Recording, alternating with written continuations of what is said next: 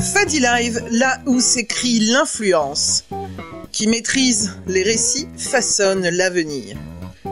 Bienvenue dans Fadi Live, le podcast qui explore comment l'IA, l'influence, la géopolitique numérique et les médias redéfinissent les dynamiques de pouvoir. Je suis Fadila Brahimi. J'accompagne dirigeants et organisations à affirmer leur influence et à construire un leadership adapté aux enjeux numériques. Dans Fadi Live, nous décryptons les transformations du pouvoir à l'heure des IA, des algorithmes et de la guerre des récits. Experts, décideurs et citoyens confrontent leur vision en live. Et vous, où vous situez-vous dans ce monde en mutation ? Allez, abonnez-vous et rejoignez le débat.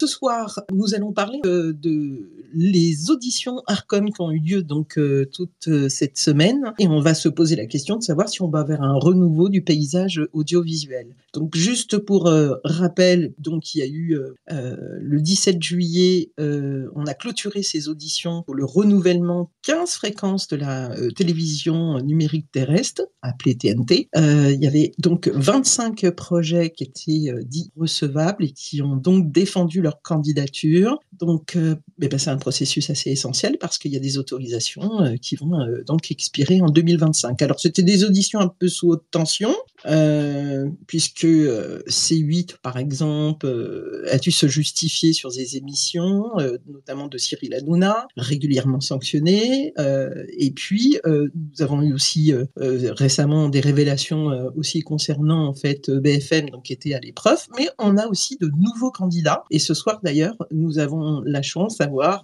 parmi les nouveaux candidats le Média TV qui va pouvoir aussi nous parler aussi des coulisses, mais il y avait d'autres projets comme Ouest France TV, l'Express TV, Real TV. J'imagine que vous avez tous suivi les auditions de chacune d'1h30, et donc prochaines étapes, a priori je crois que c'est à la fin du mois qu'on devrait donc savoir. Alors moi je vais vous présenter nos invités qui en savent davantage que moi, et je vais tout de suite vous présenter déjà Alexis Lévrier. Bonsoir.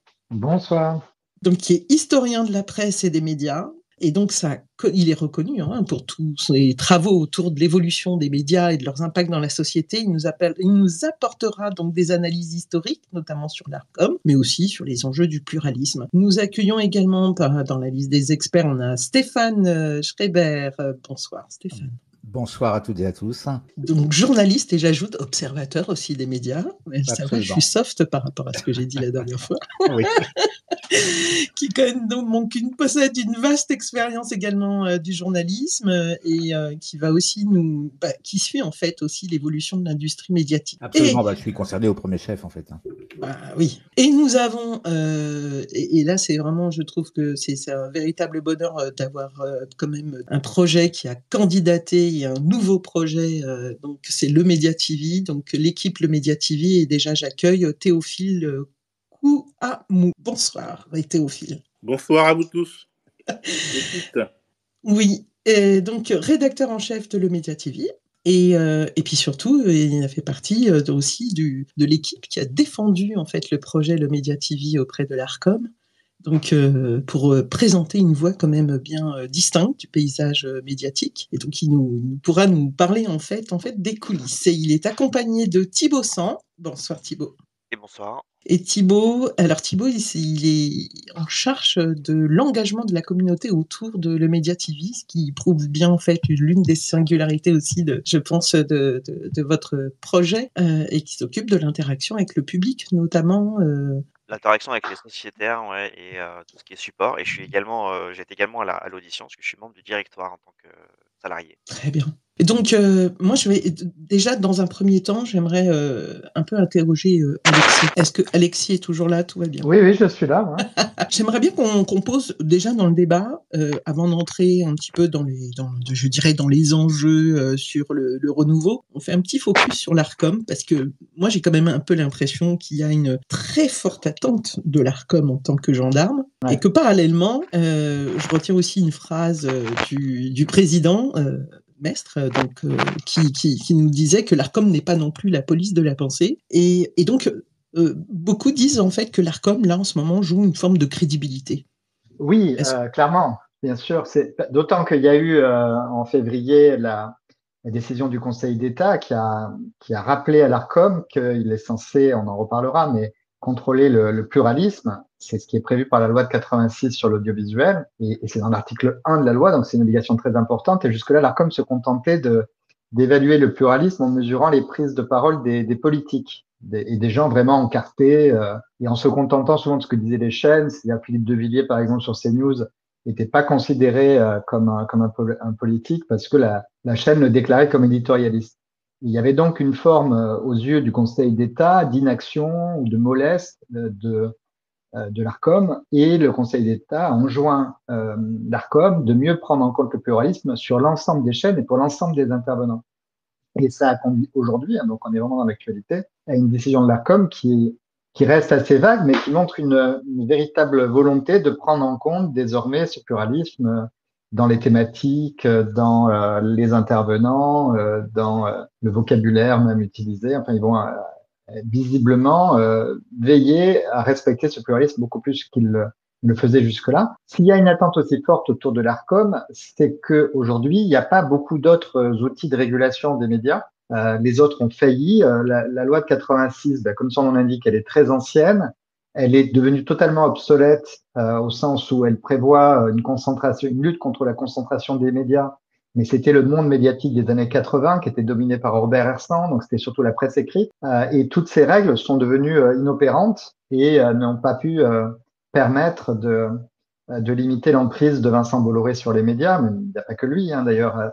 On voit aussi qu'il y a très peu d'outils législatifs pour permettre une indépendance des rédactions, ça vaut pour la presse écrite, mais aussi pour l'audiovisuel. Donc aujourd'hui, et puis il n'y a pas de volonté politique, on en reparlera peut-être, mais la Macronie s'est signalée quand même par une forme de complaisance à l'égard de ce monde des médias, n'a pas voulu, et ça c'était depuis qu'il était ministre de l'économie, Emmanuel Macron a toujours voulu qu'il y ait des grands empires médiatiques pour lutter contre les GAFAM, ce qui à mon avis est un vœu pieux.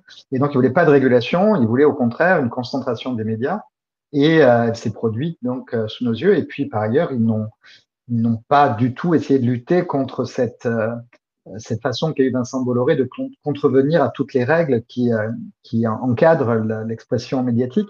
Donc, il n'y a pas de volonté politique, il y a des lois qui sont totalement inadaptées et obsolètes, et il nous reste l'Arcom qui, de fait, joue le rôle de dernier rempart de la République face à ces patrons de presse qui ont décidé, il n'y a pas que Bolloré, mais c'est le plus visible, d'utiliser les médias à des fins économiques, mais aussi à des fins idéologiques. Et donc, c'était l'Arcom qui joue ce rôle-là. Donc, Olivier Mestre, il joue d'autant plus sa crédibilité qu'il va partir début 2025.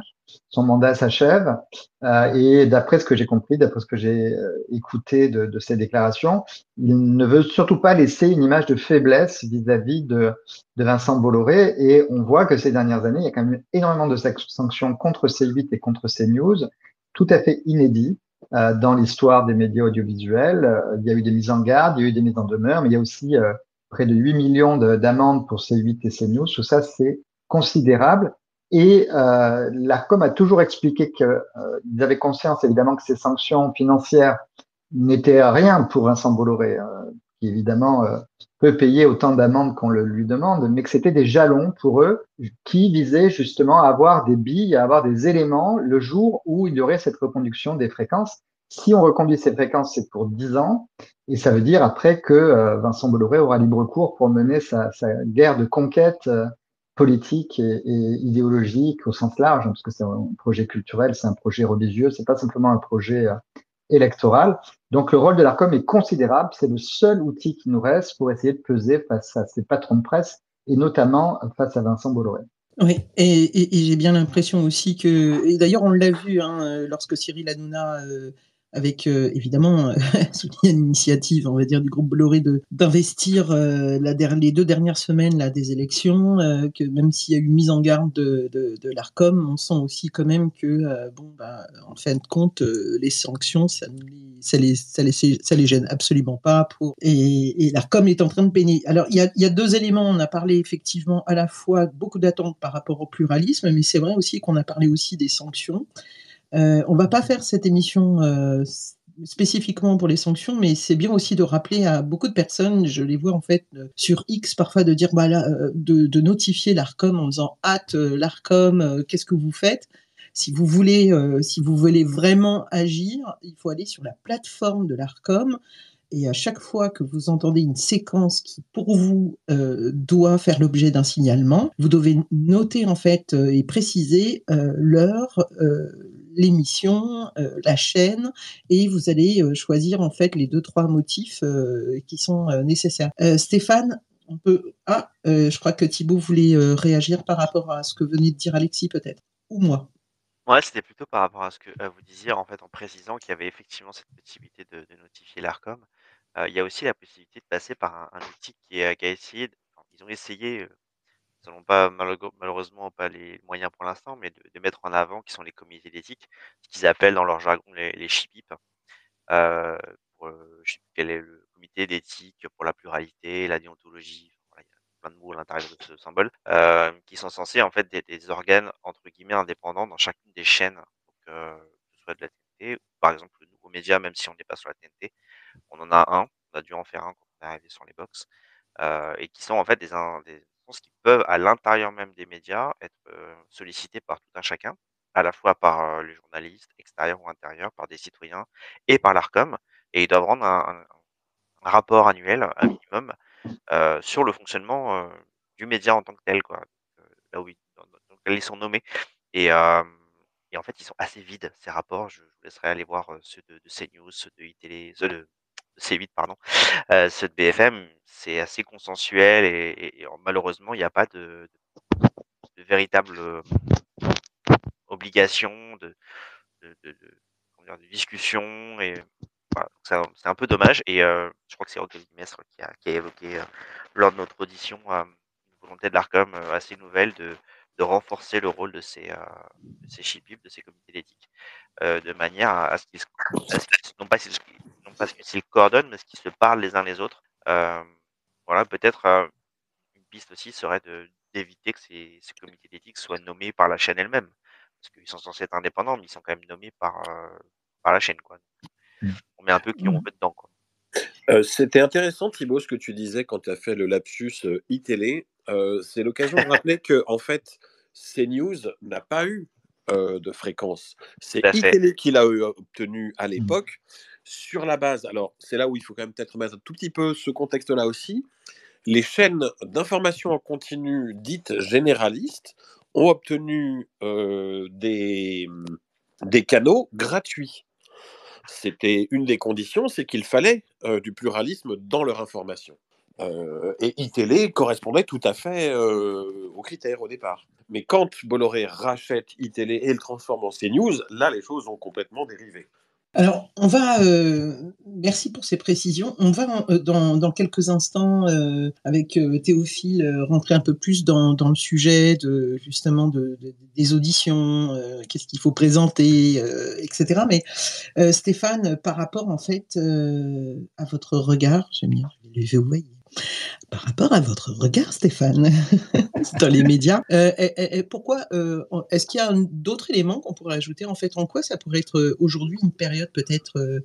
Est-ce que ça pourrait être une période un peu charnière au niveau du paysage audiovisuel?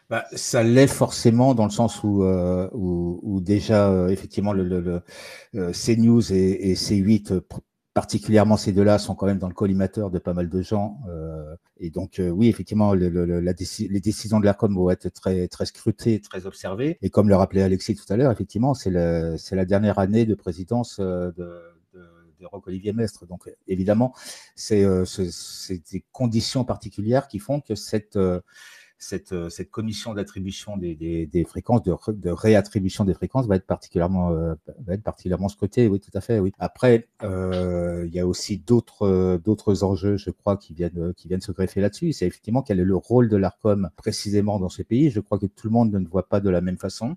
Il y en a certains qui le voient comme un gendarme, d'autres qui le voient comme un juge. C'est pas tout à fait la même chose, et ce serait pas mal aussi de profiter de l'occasion pour éclaircir un petit peu ce rôle. Ouais, surtout qu'il y a des attentes très très fortes. Alors moi, je suis un petit peu une vieille parce que moi j'ai assisté à la naissance de la 5 de Berlusconi. J'ai connu cette époque où il y avait, alors évidemment hein, pas l'époque de mes parents et de mes grands-parents hein, qui ont vu connu pendant très longtemps que 3 chaînes, mais là aujourd'hui on a énormément d'offres, et par contre parce que là où je voudrais un peu initier quelque part avec l'équipe de Le Média TV, petite touche un petit peu personnelle, et Nikao pourra aussi en témoigner, avec des confrères, on va dire, du numérique. On a lancé déjà en 2010, on croyait en fait à l'émergence, on va dire, finalement d'une nouvelle forme, on va dire, de TV via en fait le numérique. Et in fine, bon, oui, il y a eu ce qu'on appelle la social TV, où on incorporait des tweets. Si, peut-être on peut dire qu'il y a l'émission The Voice qui a réussi à un moment donné à créer vraiment une interaction, on va dire, avec le social media. Mais là, j'ai l'impression, Théophile, alors je me trompe peut-être, mais que vous êtes peut-être l'une de la singularité de votre projet, c'est que vous êtes en fait une chaîne qui vient en fait du numérique et qui aujourd'hui en fait veut entrer, alors je vais pas dire dans la cour des grands, mais dans la cour plutôt plus classique, conventionnelle, c'est-à-dire en demandant finalement une fréquence. Je ne sais pas si j'ai choisi les bons mots, mais en fait vous avez quand même déjà une assise, on va dire, dans le numérique. Oui, Fadila, c'est exactement ce qui se déroule, c'est-à-dire que nous avons été créés sur le numérique, mais dans notre ADN, il était question de faire une chaîne de télévision. Et je pense que dans l'année 2018 où on a été créé, il y avait une forme de maturité qui avait été atteinte. Excusez-moi. Une forme de maturité parce que la conversation politique, elle se déplace sur certaines plateformes en fonction des moments.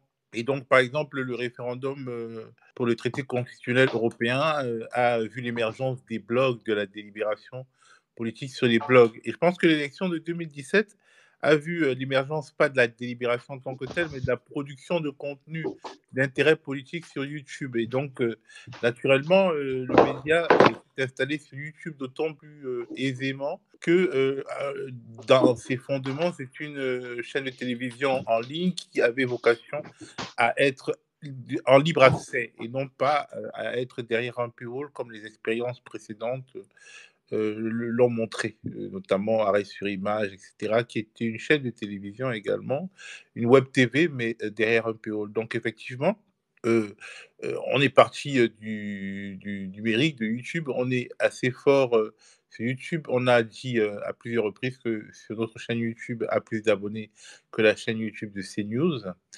Et en fait, en gros, on a considéré que c'est un peu artificiel que de considérer qu'il y a des médias en ligne et des médias à la télé, d'autant plus que la télé aujourd'hui, elle est numérique.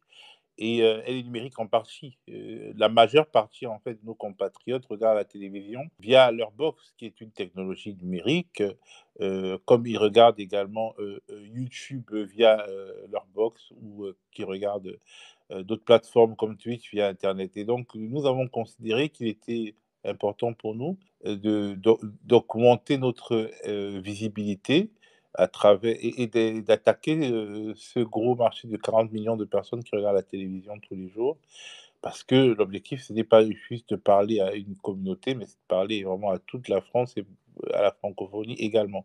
Donc c'est pour ça, beaucoup de gens se sont demandé, mais qu'est-ce qu'ils vont faire dans cette galère? Pourquoi s'élargir vers des médias qui sont, enfin, vers des canaux de diffusion qui sont en train de mourir? Mais en fait, je ne pense pas que la télé meurt. La télé se transforme, comme le journal s'est transformé. Aujourd'hui, Mediapart est un journal, c'est un quotidien comme Le Monde. Et au final, Le Monde et Libé sont surtout considérés également, consultés, pardon, via Internet, comme Mediapart. Donc il y a une sorte de rencontre qui se fait finalement sur le numérique entre des historiques du numérique et des traditionnels. Et aujourd'hui, TF1, LCI, CNews, BFM sont sur les plateformes numériques, le média doit également être sur les plateformes traditionnelles. Voilà, c'est un peu la logique.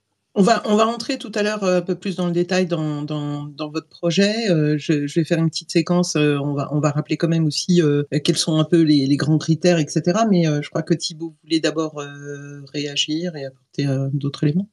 Thibaut? Oui, c'était pour oui. faire le lien. J'avais pas cliqué sur le bouton. C'est pour faire le lien entre ce que disait Théo et ce que disait je crois Stéphane, si je ne me trompe pas juste avant, sur le fait que ah, ça y est, j'ai perdu mon idée, bien entendu. Oui, entre le numérique et entre les réseaux sociaux, entre guillemets, le digital, comme ils l'appellent, et l'espace numérique, ou le fait que l'Arcom n'a plus tous les moyens, voilà, c'est ça l'idée. Elle n'a pas les moyens, et ils le reconnaissent bien volontiers d'ailleurs, de contrôler quoi que ce soit. Ils sont totalement, enfin le Adopi a largement été un crash monumental, ça n'a jamais fonctionné. Et de fait, ils en sont aujourd'hui à demander bien gentiment aux médias, de manière générale. Ils l'ont même formulé comme ça, hein, si je me trompe pas, à CNews, à un moment donné dans leur audition, de garder, d'avoir une éditoriale sur leurs réseaux sociaux qui sera identique à celle de leur chaîne télé. C'est-à-dire que, alors qu'ils n'ont absolument aucune maîtrise, hein, de lier une chaîne sur ces réseaux sociaux, quoi. Ils ont une éditoriale qui est déjà bien trash sur leur télé, mais qui est encore plus trash sur leur titrail sur les réseaux sociaux. Et ça, l'Arcom admet en réalité qu'ils n'ont pas la possibilité de le maîtriser. Donc il y a vraiment ça, c'est comme tu disais tout à l'heure, un dépassement en fait de la loi de 86 à l'heure où en fait tout est débridé, et où il est totalement improbable, même si par exemple CNews, on a eu le cas avec un des épisodes de CNews qui a été pour lequel ils ont reçu une amende, pardon. C'est que ce passage-là a été coupé de l'antenne, mais ils ont fait dans les heures qui suivaient des shorts sur Instagram, des coupes sur Twitter, et ça a circulé et ça a atteint beaucoup plus de vues en réalité que s'ils avaient pu laisser ça en replay sur leur plateforme. Et là, l'Arcom n'a absolument rien à dire. Donc ils ne pourront pas les sanctionner de quoi que ce soit. Donc d'où la blague, hein, du team delay qu'ils ont inventé au dernier moment là. Il est fort probable qu'ils coupent l'intervention d'Hanouna qui dit une horreur sur la télé, mais qu'ils l'enregistrent et qu'ensuite ils le passent sur les réseaux sociaux. Parce que potentiellement, enfin, ils n'auront absolument aucun risque de prendre quoi que ce soit de la part de l'Arcom s'ils le font. Ouais. Stéphane, je te laisse compléter, puis ensuite. Comploter, oui. Merci. Ah oui, merci, ouais. Non, vraiment, je voulais juste apporter une précision dans le cadre de cette procédure vraiment d'audition pour à des fins de réattribution des fréquences. Il faut bien voir que ce que l'Arcom fait là sur cela, c'est une mission de service public.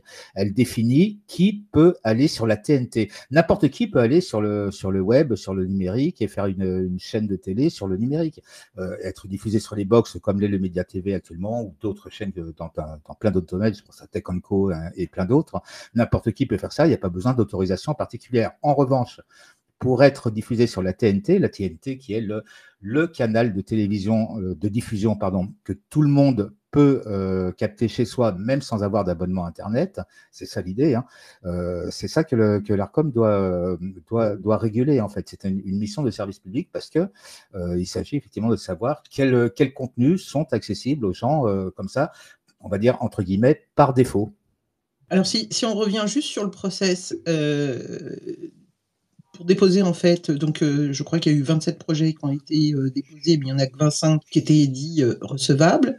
Il faut déposer un dossier. On va revenir un petit peu plus après sur justement avec l'exemple Média TV, mais il y a des critères qui sont ensuite évalués. Je crois qu'il y a à peu près 5, aussi bien techniques, financiers, contenu. Bon. Et donc, il y a un processus de réception, on va dire, de l'appel d'offres, audition. Donc, c'est les auditions qui sont d'ailleurs en accès libre. Je vous invite, hein, franchement, à écouter. J'ai pas tout écouté, j'en ai écouté quelques-uns et c'est vraiment très intéressant. Parce qu'on voit en fait justement, en tout cas pour certaines chaînes que nous connaissons déjà, en fait, les questions qui sont quand même bien orientées. Évaluation des candidatures, et si j'ai bien compris, d'ici à la fin du mois, on devrait recevoir, c'est ça, Alexis, on devrait connaître à peu près. Voire avant. Avant ? Voire avant, oui, je sais pas quand est-ce qu'il D'accord. de publier la chose, mais de la rendre officielle. Ok. Alexis, sur les critères, est-ce qu'ils sont tous en fait traités à la même enseigne? On va rappeler, il y a des critères de qualité. Le micro, il est fermé, Alexis. C'est moi qui l'ai fermé tout à l'heure parce que j'entendais trop de bruit de fond. Voilà. Ok. Il y a la qualité des programmes, je crois, la diversité des contenus. Alors c'est très très générique ce que je dis. Viabilité économique, indépendance éditoriale et des Oui, c'est capacités ça. techniques et logistiques. C'est à peu près ça. Voilà, il y a à la fois la capacité technique, économique à s'adresser à un large public. C'est quand même cette loi de 86, il faut le rappeler à tout le monde, c'est un peu l'équivalent pour l'audiovisuel de ce qu'était la loi de 1881 pour la presse écrite. Et d'ailleurs, le premier article est rédigé de manière un peu similaire. Simplement, on rajoute par rapport à la loi de 1881 qui est très libérale, on rajoute des restrictions et des obligations supplémentaires parce qu'on estime qu'il s'agit de fréquences publiques qui appartiennent donc à l'État et qu'on ne peut pas les utiliser n'importe comment. C'est un peu comme si vous prêtez votre vélo à quelqu'un pour une durée donnée, vous avez envie qu'on vous le rende en bon état et en ayant respecté le code de la route. C'est ça. Et tout le mensonge qu'a su organiser CNews après la décision du Conseil d'État et l'espèce de chasse à l'homme qu'il y a eu contre Christophe Deloire sur cette chaîne, ça procédait de ce mensonge initial, c'est-à-dire de faire comme si on pouvait faire n'importe quoi sur ces chaînes, comme si elles appartenaient, comme si ces fréquences appartenaient à Bolloré, donc il en avait la jouissance exclusive. C'est pas vrai. C'est un bien public, donc il y a des obligations supplémentaires. Et pour ce qui est donc de ces candidatures, il faut qu'elles soient capables de s'adresser au plus grand nombre, donc d'avoir des moyens économiques et techniques adaptés. Et puis, il faut qu'elles respectent des obligations éthiques et déontologiques du point de vue du pluralisme et non plus, c'est ça la différence avec la presse écrite. Dans la presse écrite, on estime que le pluralisme, il doit exister à l'échelle de l'ensemble des médias. Il peut y avoir des médias de gauche, des médias de droite, bon. Et après, ça, pour respecter le cadre de la loi, pas avoir de racisme, d'antisémitisme, de diffamation, de choses comme ça, mais l'expression est libre et on peut avoir un angle très, très marqué. Dans la loi de 1986, on précise que le pluralisme doit exister au sein de chacun de ces médias. Donc, c'est là que ça se porte pour Vincent Bolloré, parce que c'est celui qui maltraite le plus ces médias, mais BFM aussi. On vient de voir avec ce qu'a révélé Mediapart, que BFM avait participé à une opération de manipulation visant à faire croire que Takieddine se rétractait et donc innocentait Nicolas Sarkozy. Là, BFM s'est mis en flagrant délit, puisqu'on a les textos, c'est aberrant, c'est effroyable même ce qui s'est passé avec cette histoire-là, de manière à faire taire Mediapart et à empêcher la manifestation de la vérité. Donc, toutes les chaînes peuvent se retrouver en but à ces consignes éthiques et déontologiques. Justement, est-ce que c'est juste une formalité ou est-ce qu'il est vraiment possible que l'Arcom décide de ne pas renouveler en fait la fréquence à CNews? Mais moi, j'espère très sincèrement que C8 et CNews ne seront pas renouvelés parce qu'on ne peut pas davantage marquer son mépris pour l'autorité de régulation et pour la démocratie, disons-le clairement, que ne l'a fait Vincent Bolloré au cours des dernières années, mais singulièrement au cours de la dernière campagne. On n'a pas été loin quand même d'une tentative de coup d'État par un média interposé, de coup de force en tout cas par un média interposé. Même Murdoch n'est jamais allé aussi loin dans une période électorale. On a même vu, alors ça venait de la presse écrite, c'était sur le JDD, mais ça a été tout de suite relayé sur CNews. Il y a un écosystème Bolloré très cohérent qui permet de diffuser une fausse nouvelle sur un média qui est repris sur les autres médias du groupe, et comme ça, on n'en a pas l'impression que c'est une vérité. Et là, c'était une fake news sur la loi immigration que la majorité macroniste était censée retirer. Donc, ça visait l'électorat de droite pour lui dire, regardez, ils font des alliances avec la gauche, donc ils vont retirer cette loi. Et donc, il faut voter pour le RN si vous voulez qu'on lutte contre l'immigration. C'était cousu de fil blanc. Le journaliste qui a signé cette nouvelle, cette dépêche n'existe pas, c'est un prête-nom et personne n'arrive à retrouver de qui il s'agit. Et ça a été immédiatement repris sur tous les médias du groupe, dont CNews. Auparavant, on avait eu l'Union des droites en direct dans le TPMP.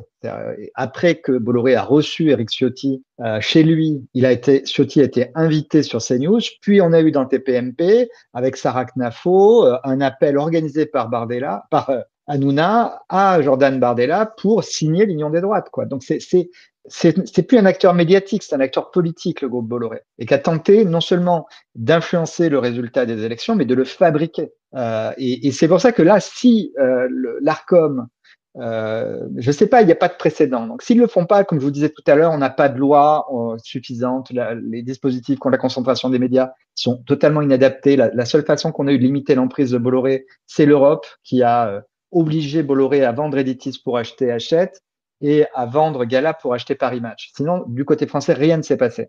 Il n'y a plus que l'Arcom. Alors, c'est presque paradoxal de dire ça parce que longtemps, cette autorité de régulation, elle avait l'image d'un faux contre-pouvoir qui en fait était très lié au pouvoir politique. Et si on regarde effectivement l'histoire de cette autorité, au tout début, il y avait ce qu'on appelait la haute autorité. Et ça a été créé sous Mitterrand lors de son premier septennat. Et c'est Michel Cotta qui a été la première présidente. Et elle raconte dans un livre qui s'appelle Les Miroirs de Jupiter, qui est un peu oublié, mais la scène introductive est absolument incroyable. Elle raconte dans quelles conditions François Mitterrand lui a demandé de devenir la présidente de la haute autorité qu'il s'apprêtait à créer. C'est quasiment, elle a été la maîtresse de Mitterrand, c'est une notoriété publique et elle s'en cache pas. C'est une promenade amoureuse dans la forêt de Latché et il lui explique qu'elle va donc diriger cette autorité, mais qu'elle ne devra surtout pas s'en prendre à lui. On ne touche pas au président. Donc, et c'est dit, elle le raconte. Donc, ça a été créé comme ça, cette autorité, en fait, comme étant le prolongement du bras de Jupiter, si vous voulez. Hein. C'était clairement l'idée qu'on contrôlait les médias, en tout cas audiovisuels, par le biais de cette haute autorité. Et progressivement, quand c'est devenu le CSA ensuite, on a vu s'affirmer timidement et puis un peu plus fortement ces dernières années l'idée d'une indépendance. Et c'est ce qui explique qu'il y ait autant de saisines, qu'on soit tous à dire l'Arcom, l'Arcom, l'Arcom. Jamais personne n'aurait fait ça pour la haute autorité. À l'époque, il y avait d'autres dispositifs qui existaient, il y avait des lois. Ces lois, je vous le disais, sont devenues obsolètes. La Macronie a renoncé à agir contre le groupe Bolloré et il ne nous reste que l'Arcom. Donc, si l'Arcom ne fait rien, il faut s'attendre à ce que cette offensive idéologique et électorale du groupe Bolloré se prolonge jusqu'à ce que victoire s'en suive, hein, puisque l'objectif, c'est clairement de conquérir le pouvoir. Ce qui pose J'avais pas levé la main, pardon. Non, non, c'est parce que j'allais faire un petit refresh, mais si tu veux réagir tout de suite. Je participais l'autre jour à un autre space et une des intervenantes a signalé que ça posait à la fois, ça pouvait être intéressant pour ceux qui étaient là, effectivement, que l'Arcom ne renouvelle pas les autorisations de certaines chaînes, mais que ça posait quand même un certain problème en termes juridiques, parce que l'Arcom n'est pas juste une administration, en fait, hein, elle n'a pas le possibilité juridique, même les montants des amendes, tout ça, c'est des choses qui sont décrites par le législateur, en fait. C'est pas elle qui les donne, fixe le montant, même elle est cadrée dans tout ça, et ça posait quand même un problème au niveau démocratique, une autorité, une institution qui émane en réalité du pouvoir législatif en partie, et exécutif, puisque le président de l'Arcom est nommé par le président. Numéro 1, numéro 2, enfin numéro 1, c'est l'Assemblée nationale, numéro 2, Assemblée nationale, numéro 3, Sénat, de souvenir, puisse avoir un moyen quelconque d'influencer, en tout cas d'organiser l'espace audiovisuel français.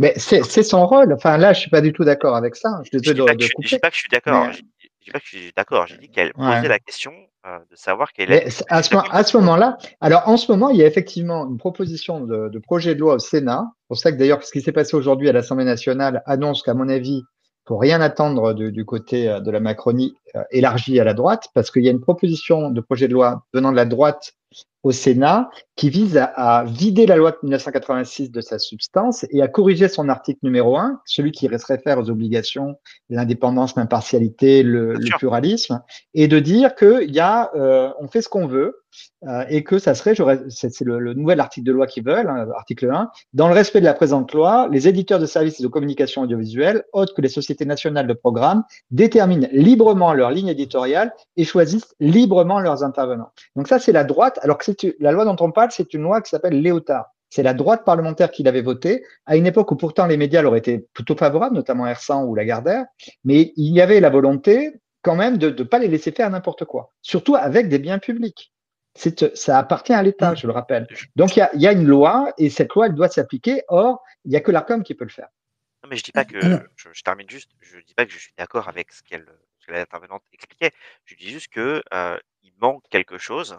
Je ne sais pas qu'est-ce qui pourrait sortir dans les années à venir pour asseoir entre guillemets l'autorité effectivement. On le voit bien, hein, les défis qui ont été lancés par CNews et C8 notamment à l'Arcom, un peu comme, enfin les bravades. Hein, moi j'ai vécu ça comme ça. Je les ai toutes regardées les auditions une par une pour préparer l'une à l'autre, notamment. C'était Saada notamment C'est hallucinant, c'est proprement hallucinant. Bah oui, désagréable du début à la fin, il méprisant. les méprise, il les méprise. Et voilà donc et en face, ils étaient bien embêtés parce que bon, ils jouaient avec le feu, mais c'est un peu du défi, quoi. Allez-y, enlevez-moi la moi, on verra ce qui va se passer. Donc moi, je suis là où je suis intervenu sur la première. Est-ce que, Oui, ouais. vas-y. Est-ce que vous pouvez faire court parce que j'essaye depuis tout à J'ai l'heure fait très court. d'intervenir et Je reviendrai ouais. plus tard. Vas-y. Ok, parce que comme il est 21h45, il y a beaucoup de sujets en ce moment, il y a beaucoup de space, évidemment, vous en doutez bien avec l'actualité concernant l'Assemblée nationale, etc. Il y a des personnes qui viennent de nous rejoindre et donc leur rappeler que nous sommes en train de discuter effectivement autour des auditions de l'Arcom qui ont eu lieu donc cette semaine et du nouveau paysage, on va dire, médiatique. On arrive sur cette notion de nouveau, mais pour le moment, on a fait, je dirais, un point sur l'Arcom, sur son rôle et sur ses enjeux surtout et de son positionnement. Et donc, vous allez pouvoir en fait lever la main si vous le souhaitez, demander à parler et à interroger. Je suis sûre que vous avez peut-être plein de questions à poser, notamment à toute l'équipe, le Média TV qui nous fait l'honneur d'être présent ce soir avec Théophile Kouamouo ainsi que Thibaut San.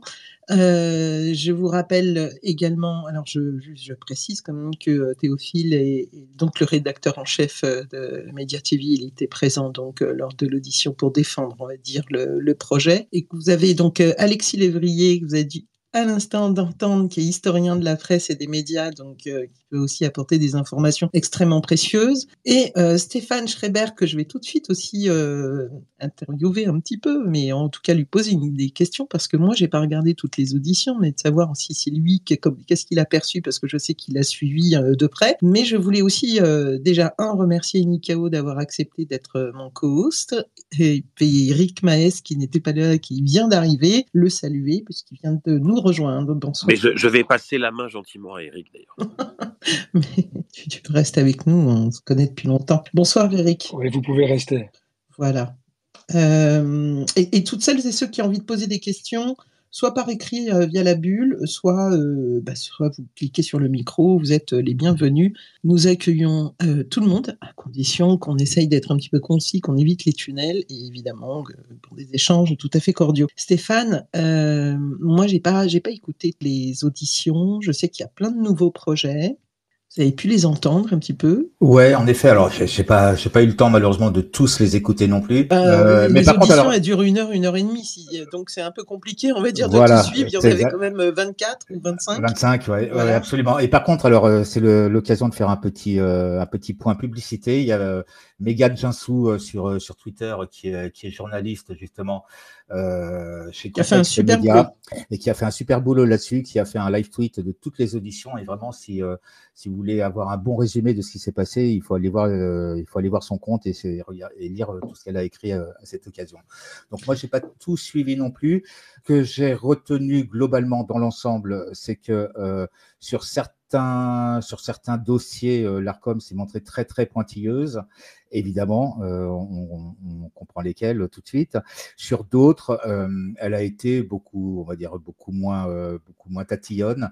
Et elle s'est vraiment contentée d'interroger au niveau de la viabilité économique des différents projets. Parce que il y a une raison à ça. Moi, j'aurais tendance à croire comme ça au premier abord que c'est pas vraiment son rôle, mais en fait si, ça rentre complètement dans son rôle, puisque la viabilité économique d'un projet fait que la ligne éditoriale, enfin ce qui est la promesse éditoriale en tout cas de la chaîne, pourra être tenue ou pas. Donc c'est important que l'Arcom ait un regard également là-dessus, je crois. Voilà. À part ça, les différents projets, je sais pas. De toute façon, tous les sortants sont candidats à leur renouvellement. Donc tout le monde ne pourra pas être là, c'est évident. Il y a 25 candidats pour 15 places. Hein, voilà, donc il va bien falloir un moment que certains enfin voilà, il va bien falloir à un moment faire des choix. Je ne sais pas sur quelle base elle va les faire. Si on reste, alors oui, Alexis parlait tout à l'heure de la loi de 86 qui impose aux médias eux-mêmes à respecter la pluralité. C'est vrai que ça change, moi, de ma référence à moi, qui est de la loi de 1981, où la pluralité doit être sur l'ensemble des médias. Donc voilà, j'ai plutôt tendance à croire, moi, qu'il vaut mieux apporter un contrepoint à CNews, à C8, à d'autres, plutôt que les interdire carrément. C'est un avis personnel, évidemment. Hein. Je sais, c'est pas une interdiction. Pas grand monde va le partager. Non, c'est pas une interdiction pour de vrai, mais en fait, à partir du moment où on leur coupe l'accès à la TNT, c'est quand même un gros frein, quoi. T'as raison, on peut pas dire interdiction, mais c'est un gros frein quand même. Sinon, le média n'existerait pas. Non, tu peux être sur les box, il y a plein de moyens d'être diffusé autre que la TNT. Ouais, non, bien sûr, c'est pas une vraie interdiction, mais c'est ce que je disais tout à l'heure, oui, effectivement, sur Internet, peut-être que si on veut défendre c'est défendre le pluralisme, surtout aujourd'hui, parce que moi, c'est ce que j'entends. Hein, oui, c'est ça, c'est le pluralisme. Mais en effet, et là-dessus, ce que disait Alexis est tout à fait imparable. Effectivement, il y a une loi qui le dit, que le pluralisme, en tout cas en matière d'audiovisuel, doit être au sein de chaque média et non pas sur l'ensemble des médias. Donc, c'est un point important, je crois, à prendre en compte. Et d'ailleurs, j'en profite parce que je pense que durant cette période un peu folle là, suite à la dissolution Gate, on va dire, on a vu quand même aussi le travail à la fois des médias indépendants, et qui était ultra nécessaire. On a vu aussi le travail, je salue quand même aussi France 3 Région et France Culture, France Bleu aussi, qui ont fait un beau travail. Alors, par rapport à ce qu'a dit tout à l'heure Stéphane, je vous ai épinglé là-haut justement le live tweet de Mégane Jansou, et donc vous allez pouvoir aussi vous pouvez aussi aller voir tout ce qu'elle a fait. Elle a fait un super travail. Alors on va en profiter, Théophile. Alors, ça fait quoi d'aller déposer en fait un dossier? J'imagine que vous avez dû travailler pendant des mois quand même, non? Alors bon, c'est une question un petit peu stupide, mais je veux dire, c'est quand même assez colossal quand même à présenter, non? Oui, Thibaut, en tant que membre du directoire, a plus travaillé que moi là-dessus, puisque moi j'étais surtout sur l'éditorial. Alors, oui. Ce qui m'a été demandé, c'est de co-construire avec le directoire une offre éditoriale assez riche pour pouvoir proposer un dossier qui se défend devant l'ARCOM. Et donc, il était question de présenter et de défendre les programmes qui existent déjà et d'envisager, dans le cadre de nos moyens, d'autres programmes. Et l'élargissement de notre grille de programmation est notamment passé par les partenariats avec tout l'écosystème des médias indépendants. Donc, on a pris beaucoup de temps pour appeler les différents médias indépendants, pour leur demander si on pouvait faire des programmes ensemble, si on pouvait récupérer une partie de leurs programmes, si on pouvait adapter à l'audiovisuel quelques-uns de leurs programmes. Et ça a été en fait la partie la plus finalement novatrice d'un point de vue éditorial. Mais sinon, pour ce qui concerne le projet entrepreneurial, les chiffres, les équilibres des comptes, et puis toute la dimension administrative, je pense que Thibaut est mieux placé pour répondre parce qu'il a plus travaillé que moi là-dessus. Alors, oui, mais je vais venir justement sur deux points, parce que moi j'ai écouté en fait votre audition. J'ai eu cette sensation que les questions ont été un petit peu de deux ordres en particulier. Il y a eu un point sur le financier. Et puis il y a eu un point justement aussi sur la partie éditoriale, parce que vous me direz si je me trompe, hein, mais si j'ai bien compris, le média s'est créé quand même à partir en fait d'un manifeste, et est un média qui se déclare, on va dire, de gauche. Et il y a eu une question justement là-dessus, savoir en fait comment vous alliez défendre en fait finalement la pluralité, tout en précisant que vous étiez en fait un média de gauche. Il y a eu des questions, on va dire, qui étaient également là-dessus, et moi ce que j'ai aussi retenu, c'est dans votre projet cette approche aussi d'inclusion, c'est-à-dire que vous travaillez en fait en partenariat avec d'autres médias. Alors, vous avez cité l'Humanité, Mediapart, mais vous avez aussi dit que vous vouliez travailler aussi avec les régions Donc ça, c'est des points forts en fait du programme en particulier, enfin en tout cas sur la partie éditoriale. Oui, c'est-à-dire que nous avons envisagé le projet comme une sorte de manière de prolonger la visibilité des médias indépendants. Donc, des médias indépendants qui, si le LARCOM accepte de nous conventionner sur la TNT, ben, ils auraient une visibilité nationale via la TNT, via en fait la télévision de tous celles et ceux qui regardent la télé tous les jours. Parce qu'aujourd'hui, les médias indépendants, donc quand on regarde leur histoire, en tout cas les médias indépendants contemporains qui sont créés en réaction à la concentration des médias, en fait, ce sont des médias qui se développent dans des sphères qui partent d'Internet, qui sont des sphères qui finalement sont souvent assez bien informées à la base, qui consultent les médias indépendants. Et les médias indépendants, finalement, sont très riches. Il y a des médias indépendants de région, il y en a qui sont spécialisés, il y en a... enfin, et donc, c'est tout cet écosystème, en réalité, que nous voulons valoriser à la télévision, c'est-à-dire sur le média le plus large spectre. Et c'est en cela que notre candidature est originale.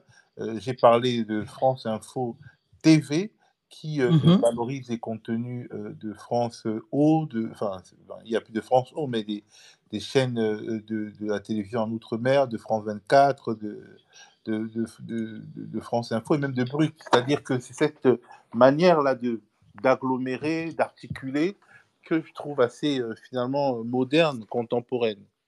Et oui, je pense que c'est un de nos points forts. C'est en tout cas ce qui prouve que nous méritons une fréquence publique parce qu'effectivement, ça rentre dans une logique d'élargissement d'un autre modèle, parce qu'on ne peut pas seulement déplorer la concentration. Il faut aussi agir pour montrer qu'il y a des alternatives à la concentration, notamment les médias indépendants, notamment les médias coopératifs, les médias non appropriables comme le média. Aucun milliardaire ne peut l'acheter parce qu'il est dans sa forme, c'est une société coopérative d'intérêt collectif. Donc, effectivement, on peut continuer de déplorer. Moi, je regrette que beaucoup de médias, justement, de médias, de journaux, aient beaucoup plus concentré leur tir sur la réclamation de l'arrêt de CNews ou de C8 et étaient un peu moins curieux de notre proposition. Je ne vous cache pas que pour avoir du temps de parole sur l'audiovisuel public ou même sur un certain nombre de médias privés, ben, on galère parce qu'en fait, on a été tellement matrixé par la forme qui existe aujourd'hui que n'importe quel média qui est suscité par quelqu'un qui est millionnaire ou qui est propulsé par un milliardaire semble plus crédible qu'un média qui finalement réussit à mobiliser des milliers de personnes qui payent pour qu'il existe. Pas qu'ils ne payent pas pour avoir un accès, ils payent pour qu'il existe. Et quand le média a été créé en 2018, il y a Explicite qui a été également créé par des anciens d'ITélé sur la forme classique de médias. Et ça n'a pas fonctionné. Ça n'a pas fonctionné. Non. Il y a eu Hebdo ou l'Hebdo, je ne me rappelle plus, Hebdo, qui avait été créé également, qui est mort. Il y a eu de nombreux médias qui ont voulu renouveler le genre, mais en restant dans le cadre strict des médias. Justement, moi, j'aimerais bien savoir un peu plus, en fait, je ne sais pas si les autres aussi, mais un peu votre modèle. Je rappelle juste quand même, pour celles et ceux qui ne connaissent pas, en fait, le Média TV, c'est quand même plus d'un million, on va dire, d'abonnés, et chacune de vos émissions approche, on va dire, les 100 000 vues à peu près en très peu de temps. Et vous en êtes à votre 6e saison, là, hein, c'est ça. Mais comment vous voyez un peu comment vous voyez-vous s'articuler justement cette présence à la fois finalement numérique et en même temps une présence TNT. Là aujourd'hui, vous avez je crois que vous avez des chaînes aussi qui sont, enfin des émissions qui sont privées, qui sont privatisées, non? Non. Pas du tout. Ah d'accord, tout est public. Non, en fait, l'articulation qu'on a avec, donc il n'y a pas de toutes les émissions, l'intégralité du contenu audiovisuel du média est accessible par la chaîne YouTube, par le site, Peertube, si jamais ça t'intéresse. Il y a après des petits exclus, des extraits qui sont diffusés sur les réseaux sociaux, style Insta, TikTok et Twitter, mais les émissions en tant que telles, elles sont diffusées gratuitement. Elles le sont aussi sur le 24/7, donc le flux qu'on a sur la chaîne YouTube et qui est en fait le même que celui de la Freebox sur le canal donc 350. Après, par rapport à la genèse du projet entre guillemets TNT, il est né il y a, on va dire, au départ du média, comme les étudiants tout à l'heure, c'est que la première émission du média, le premier soir, ça a été de dire que le média se destinait à être un média mainstream. Déjà de base, c'était le projet en 2010-2018. Après, il s'est passé quelques péripéties, on va dire ça. Et ce projet-là est un peu tombé à l'eau. On est resté une chaîne YouTube pendant 2-3 ans sans avoir de prétention autre. Et puis, il y a 3 ans, lorsqu'on est passé en coopérative, on était une association, on était SIC, Mhm. Société coopérative d'intérêt collectif, qui a cette particularité donc de lier des sociétaires entre eux et de donner une place assez importante aux usagers, à la différence des SCOP où c'est en gros uniquement les salariés qui possèdent le capital. Nous, on a divisé cette répartition avec on appelle nous les sociaux, qui sont en fait des sociétaires avec un abonnement de soutien. Et on a une répartition politique du pouvoir à l'intérieur de la coopérative avec 40% des voix lors de notre assemblée générale qui sont dévolues aux sociétaires, aux sociaux, pardon, 40% aux salariés, 10% aux bénévoles et des abonnés qui ont un rôle un peu complémentaire, un peu supplémentaire. Et puis oui, Thibaut, depuis le début, le son est très saccadé. Et puis alors là, maintenant, on entend des on l'entend plus. On m'entend pas du tout. Oula, ça je crache. Allô? Oui, allô? Oui? Vous m'entendez là, correctement? Là, c'est un peu mieux. Là, il y a beaucoup d'orage. Comme s'il y avait de l'orage autour de vous. Non, il n'y a pas d'orage. Je vais éviter c'est de son bouger. fil, c'est le fil. Il y a des chances, ouais. Il y a un faux contact où il y a un fil qui est en train de se détacher. Donc du coup, je sais pas où j'en étais. Désolé. J'étais en train de décrire un petit peu le format de coopérative qu'on a de notre côté, avec une répartition, je disais, dans la coopérative, ce qui fait qu'on est indépendant, on peut le proclamer haut et fort, c'est que les seuls qui possèdent entre guillemets le média sont tous les sociétaires. Chacun d'entre eux possède une seule et unique voix, quel que soit le nombre de parts de l'entreprise qu'il possède. Donc là-dessus, on est assez serein. Et même par rapport à ce qu'on se projette de faire, c'est-à-dire devenir une chaîne télé, les 2 éléments que vous citiez tout à l'heure qui nous ont été, sur lesquels on a été questionné effectivement lors de l'audition, ça a été effectivement le point de vue éditorial, mais c'était un second temps. Le premier, ça a été le financement. Parce que, comme il a été rappelé d'ailleurs à d'autres projets nouveaux, je pense à BATV et à Réel TV, enfin un peu moins, et eux, ils ont été un peu épargnés là-dessus. Ça a été de OK, vous voulez atterrir sur la TNT, mais comment vous faites?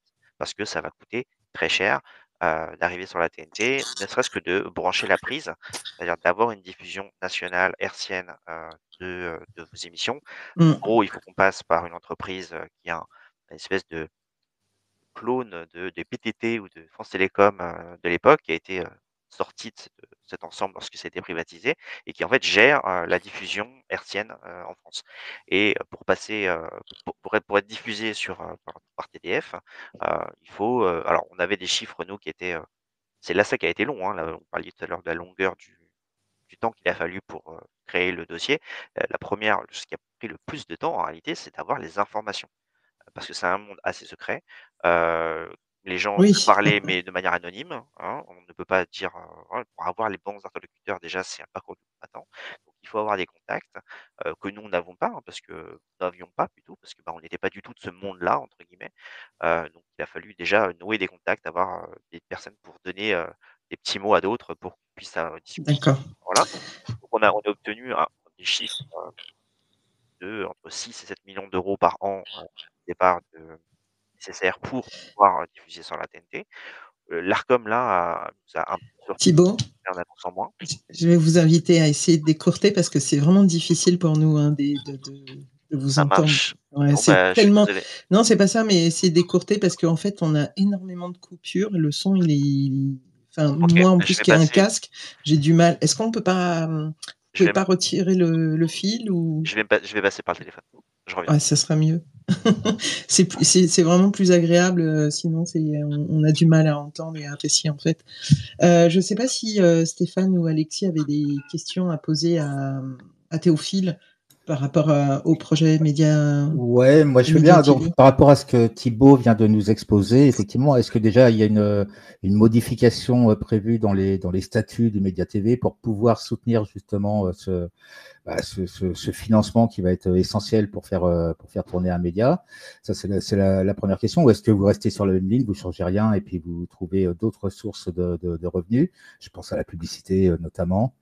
Ou bien, voilà, ça c'est la première question. Et puis j'en ai quand même une deuxième. Je sais, j'en ai discuté un petit peu hors antenne avec Thibaut. Je sais que vous êtes plutôt confiant sur votre projet. La question que je me pose, c'est puisqu'il y a 15 places pour 25 prétendants, où selon vous pourrait se trouver votre place? Qui pourrait vous laisser la place?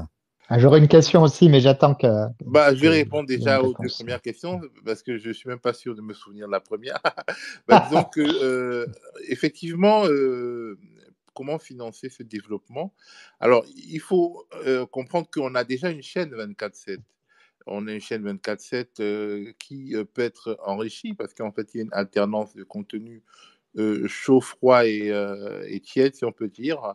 Et il y a également des rediffs. Donc, on peut augmenter le nombre d'heures de direct par jour et diminuer un peu les rediffs. Et ça nous nécessiterait de doubler le nombre de salariés dans la rédaction.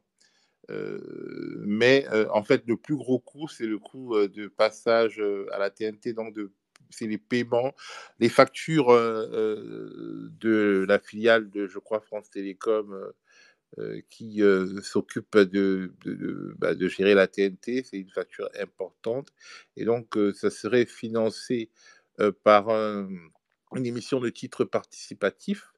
C'est-à-dire, c'est un peu des obligations d'entreprise, c'est-à-dire des prêts avec une maturité de 7 ans, je crois, qui permettrait de mobiliser les fonds nécessaires à ce développement et puis pour les rembourser, disons, pour créer le nouvel équilibre, en fait, on sera financé par la publicité.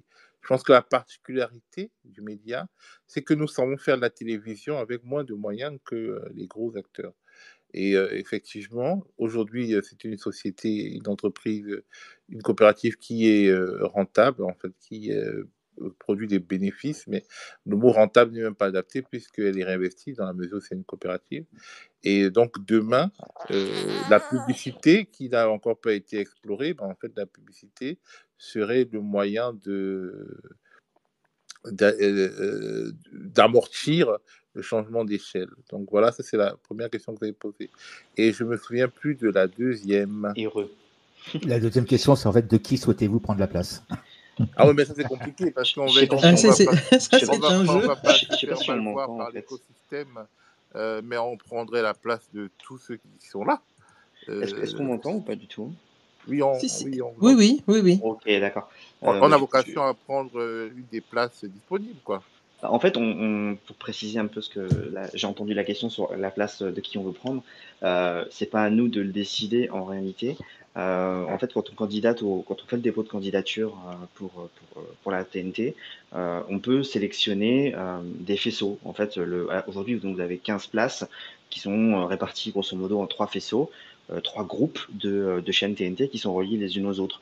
Et en fonction de celle que vous voulez avoir, vous pouvez candidater à tel ou tel faisceau. Typiquement, les chaînes aujourd'hui qui sont déjà en place, elles ont candidaté à des faisceaux précis, puisqu'elles veulent revenir sur leur numéro, elles ne veulent pas changer de numéro de chaîne. Voilà. Mais nous, en tant que nouvel arrivant, on avait le choix, par exemple, de sélectionner le faisceau où il y a C8 et CNews, parce qu'on se dit que c'est là où potentiellement il y a le plus de chances que ça dégage. Il y a aussi une question financière, parce que en fonction du nombre de chaînes par faisceau, pour faire schématique, ça coûterait moins cher d'aller sur un faisceau où il y a plus de chaînes par an.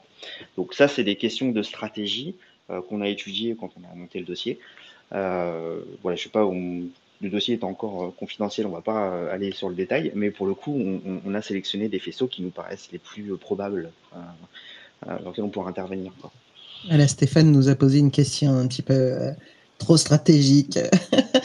Thibaut, juste au passage, c'est vraiment mieux J'aurais dû le dire Merci. j'aurais dû le dire plus tôt parce que tout à l'heure, Bah, tout à l'heure, il n'y avait pas de problème, en fait, je, les yeux. je tendais l'oreille et c'était, j'imaginais en tout cas pour l'audience que ça pouvait être Compliqué. difficile. Je veux pas forcer la main. Je voulais juste saluer Édouard Ress Carona, qui est journaliste directeur du pôle audiovisuel de Ouest France. Je vois qu'il est en écoute. S'il veut venir échanger avec nous, et pas forcément sur le Média TV, mais sur les auditions, sur l'ARCOM et sur le paysage de ce Et puisque Ouest France est candidat aussi. Pour rappeler que Ouest France est candidat. Avec il est le bienvenu. Il est le bienvenu. Voilà. Et Alexis. Oui, j'avais une question à poser. En fait, moi, je suis partagé parce que je souhaite qu'il y ait un pluralisme, alors un peu comme dans les médias écrits à l'échelle des médias audiovisuels, qui ont tous tendance à pencher un peu dans le même sens pour les médias privés. Donc, le média apporterait de ce point de vue-là un rééquilibrage très, très, très insuffisant, bien sûr, mais qui aurait le mérite d'exister.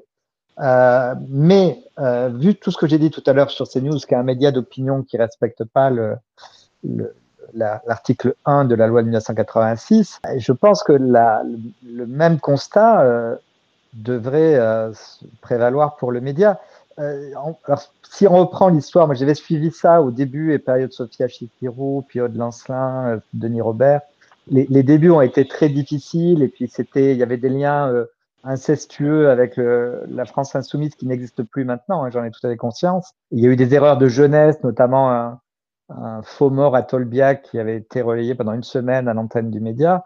Bon, toutes ces erreurs ont été corrigées et je pense que c'est un média qui est tout à fait respectable et bienvenu dans son expression et qui, je crois, fait du bien au paysage médiatique. Mais il n'en restait pas moins que c'est un média d'opinion. C'est un média qui va dans un sens, qui l'assume. Les sociaux qui vous financent, ils le font pour cette raison-là. Ils ne le font pas pour qu'on ait l'extrême droite ou même la droite qui soit représentée à l'antenne. Donc ça respecte pas du tout les équilibres de la loi de 1986. Donc c'est tout le paradoxe, c'est-à-dire qu'en fait, pour moi, vous auriez votre place si on maintient CNews, par exemple. Là, il n'y a aucune... Si on maintient CNews, je pense qu'il sera tout à fait légitime d'intégrer le média parce que vous faites la même chose, de manière beaucoup plus mesurée, sans les campagnes de haine. Non, mais donc leur positionnement est à droite ou à l'extrême droite dans leur cas, sauf que en plus de vous, il y a un discours de haine, il y a un discours xénophobe, il y a un discours raciste, et donc il contrevient pas simplement à la loi de 86, mais à toutes les lois, la loi de 1881 et puis toutes les lois, la loi Pleven, etc. Et ça, c'est pas le cas du média. Mais autrement, vous apporteriez un équilibre, je finis juste ça, en mettant finalement une parcelle de gauche dans un paysage médiatique qui est très très à droite. Sauf que la loi de 86 ne dit pas ça. Mais on a été interrogé sur le côté pluralisme justement de l'audience, le point que vous aviez tout à l'heure sur le manifeste du média et le fait qu'effectivement on se revendique avec une ligne éditoriale ancrée dans des valeurs de gauche. Je ne sais pas si politiquement on peut différencier, enfin on ne se revendique pas de la gauche politique, mais avec des valeurs effectivement qui sont partagées par une bonne partie de la gauche aujourd'hui actuelle. Il n'y a aucun souci là-dessus. La différence peut-être notable qu'il y a avec les autres médias qui candidatent, c'est que nous on le dit en fait, on se cache pas derrière notre petit doigt, il n'y a pas de souci avec ça. On est honnête là-dessus et on l'assume. D'ailleurs, on l'a assumé directement face à l'ARCOM. Mais on a une vocation et une volonté de mettre en place et d'assumer aussi un pluralisme des idées au sein du média. On le montre maintenant. Théophile pourra très certainement revenir dessus plus en détail après, si besoin, sur le pluralisme. Et je ne suis pas totalement d'accord avec vous sur ce que vous disiez tout à l'heure sur les sociaux qui voudraient voir que des idées qu'ils ont envie d'entendre. On a de plus en plus de personnes, et moi c'est une partie de mon travail aux médias que de discuter avec eux justement, qui sont aussi aux médias parce que on a Françoise Debois, parce qu'on a Monsieur Slama, parce qu'on a Jakubowicz, parce qu'on a des personnalités qui ne sont pas justement des passe-plats des idées de la gauche et qui sont là pour les combattre, je sais pas, mais en tout cas pour les remettre en cause. Et le fait qu'il y ait des débats, notamment avec Paul Hellec et Françoise Debois, au début ça irritait beaucoup, ça irrite moins, parce qu'il y a aussi cette idée que, ok, on a compris à quoi ça servait un débat sur le média, c'est pas juste deux personnes qui vont s'insulter pour longueur de temps, c'est aussi de faire montrer les points faibles et les points forts de chaque argumentaire. Ce qu'on a beaucoup de mal à trouver, en tout cas moi de ce que je peux voir, sur d'autres chaînes où quand on invite des débatteurs, c'est 4 contre 1, et le pouf qui tout seul, il se fait laminer. Donc ça, c'est pas notre conception, nous, du pluralisme. Et pour le coup, j'entends l'idée qu'on serait un anti-CNews et que sinon on y est, il faut qu'ils y soient. Mais nous, on n'a pas cette conception-là, déjà parce que ce serait mortifère de se positionner comme ça, vu l'obligation dont vous faites part de l'ARCOM. Se dire aujourd'hui, nous, on est un anti-CNews, bah, en fait, la porte, elle est tout de suite là, parce que ce serait effectivement se mettre en porte-à-faux. Donc, c'est pas du tout notre optique, et on l'a argumenté comme ça pendant 1h30, que ce soit, alors, un peu moins d'1h30, mais tout ce qui était le pôle éditorial avec Nadia Souni et Théophile ont été argumentés comme ça. Donc, on n'a pas cette prétention, entre guillemets, de représenter déjà à nous seuls ce que c'est que la gauche. Et la meilleure preuve, peut-être, c'est ce que disait tout à l'heure Théophile, avec l'invitation de X médias indépendants sur notre antenne, qui vont partager, entre guillemets, l'antenne avec nous, et qui ont des pluralités également de lignes éditoriales. On ne peut pas comparer la ligne éditoriale de Regard à celle de l'UMA, ou de Street Press, ou de Mediapart, ou encore avec la nôtre. Donc là-dessus, on n'a pas à rougir d'avoir justement voulu mettre en place une véritable pluralité éditoriale sur notre chaîne. Enfin, je pense pas. Ils penchent, tous les médias que vous avez cités penchent à gauche, et moi je les aime beaucoup d'ailleurs. Mais c'est un pluralisme à l'échelle de la gauche, là, ce que vous décrivez. Je pense que pour aller dans le fond de ce sujet, il faut convoquer l'histoire des médias. Donc vous êtes un spécialiste, Alexis. Quand on regarde, les médias naissent toujours quelque part. Et effectivement, quand un média est créé par un homme très riche, en fait, il vient de quelque part, ça le situe idéologiquement. Le fait de produire ces dernières décennies des médias qui sont adossés ou bien subventionnés par des puissances industrielles, c'est un positionnement idéologique déjà. Historiquement, la France n'a pas toujours eu des médias qui étaient adossés à des puissances industrielles. Elle a connu, pour son grand malheur, les médias du comité des Forges.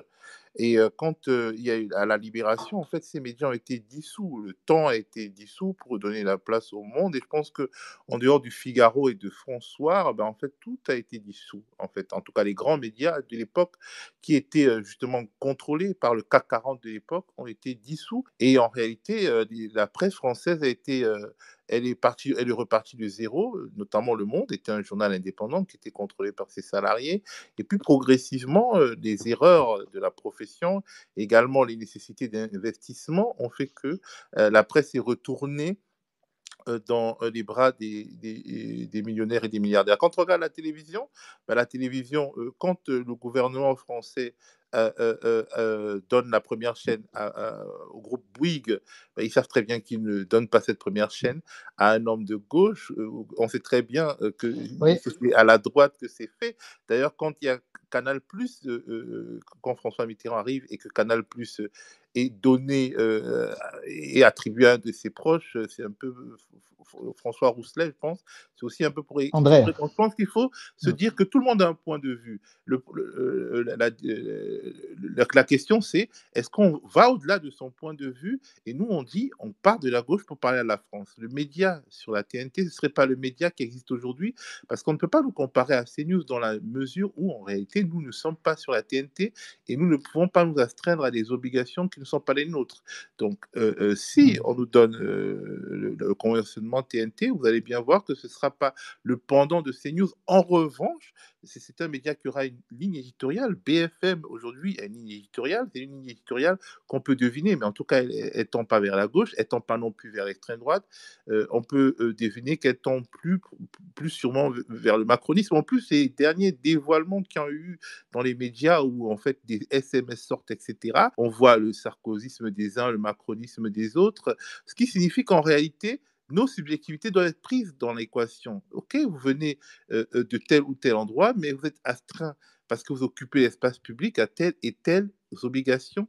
Et pour finalement que tout le monde parte du même starting block, ok, on prend des gens qui viennent d'horizons divers et qui vont aider nos médias d'info à cheminer ensemble vers une dimension qui serait la meilleure pour tous les Français et qui serait soumise à l'intérêt public. Je pense que oui, alors, si je peux juste me permettre, puisque vous avez parlé d'histoire des médias, et effectivement, c'est un domaine que je connais un peu.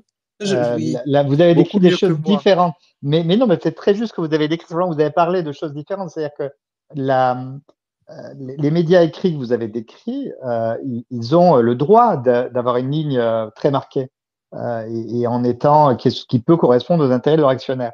Mais quand on crée les médias dans les années 80, quand on privatise TF1, puis quand on crée la 5, et c'est dans ce contexte qu'a été votée la loi de 86, on explique bien, c'est la raison d'être de cette loi de 86, c'est que ça pourra plus être comme ça.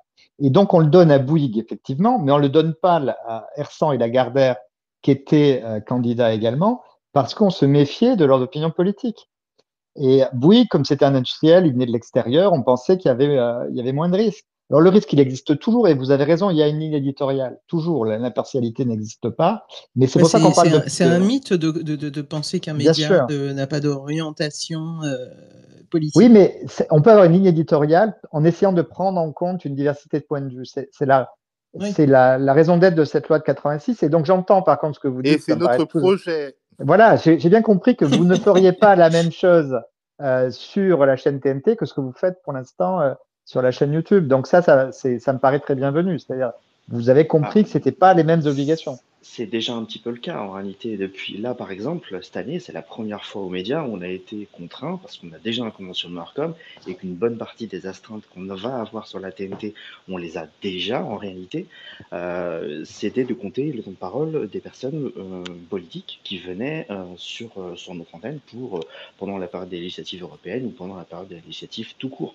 Donc, en réalité, il y a déjà des choses qui sont mises en place. Et tout à l'heure, vous m'avez pas entendu, je pense, correctement, mais l'idée de venir sur la TNT, c'est pas quelque chose qui est né il y a 3 mois et demi. C'est quelque chose qu'on travaille en réalité depuis 3 ans, avec des différentes expérimentations de direct, de journées entières, avec les flashs, avec les toujours debout, donc les émissions quotidiennes le soir.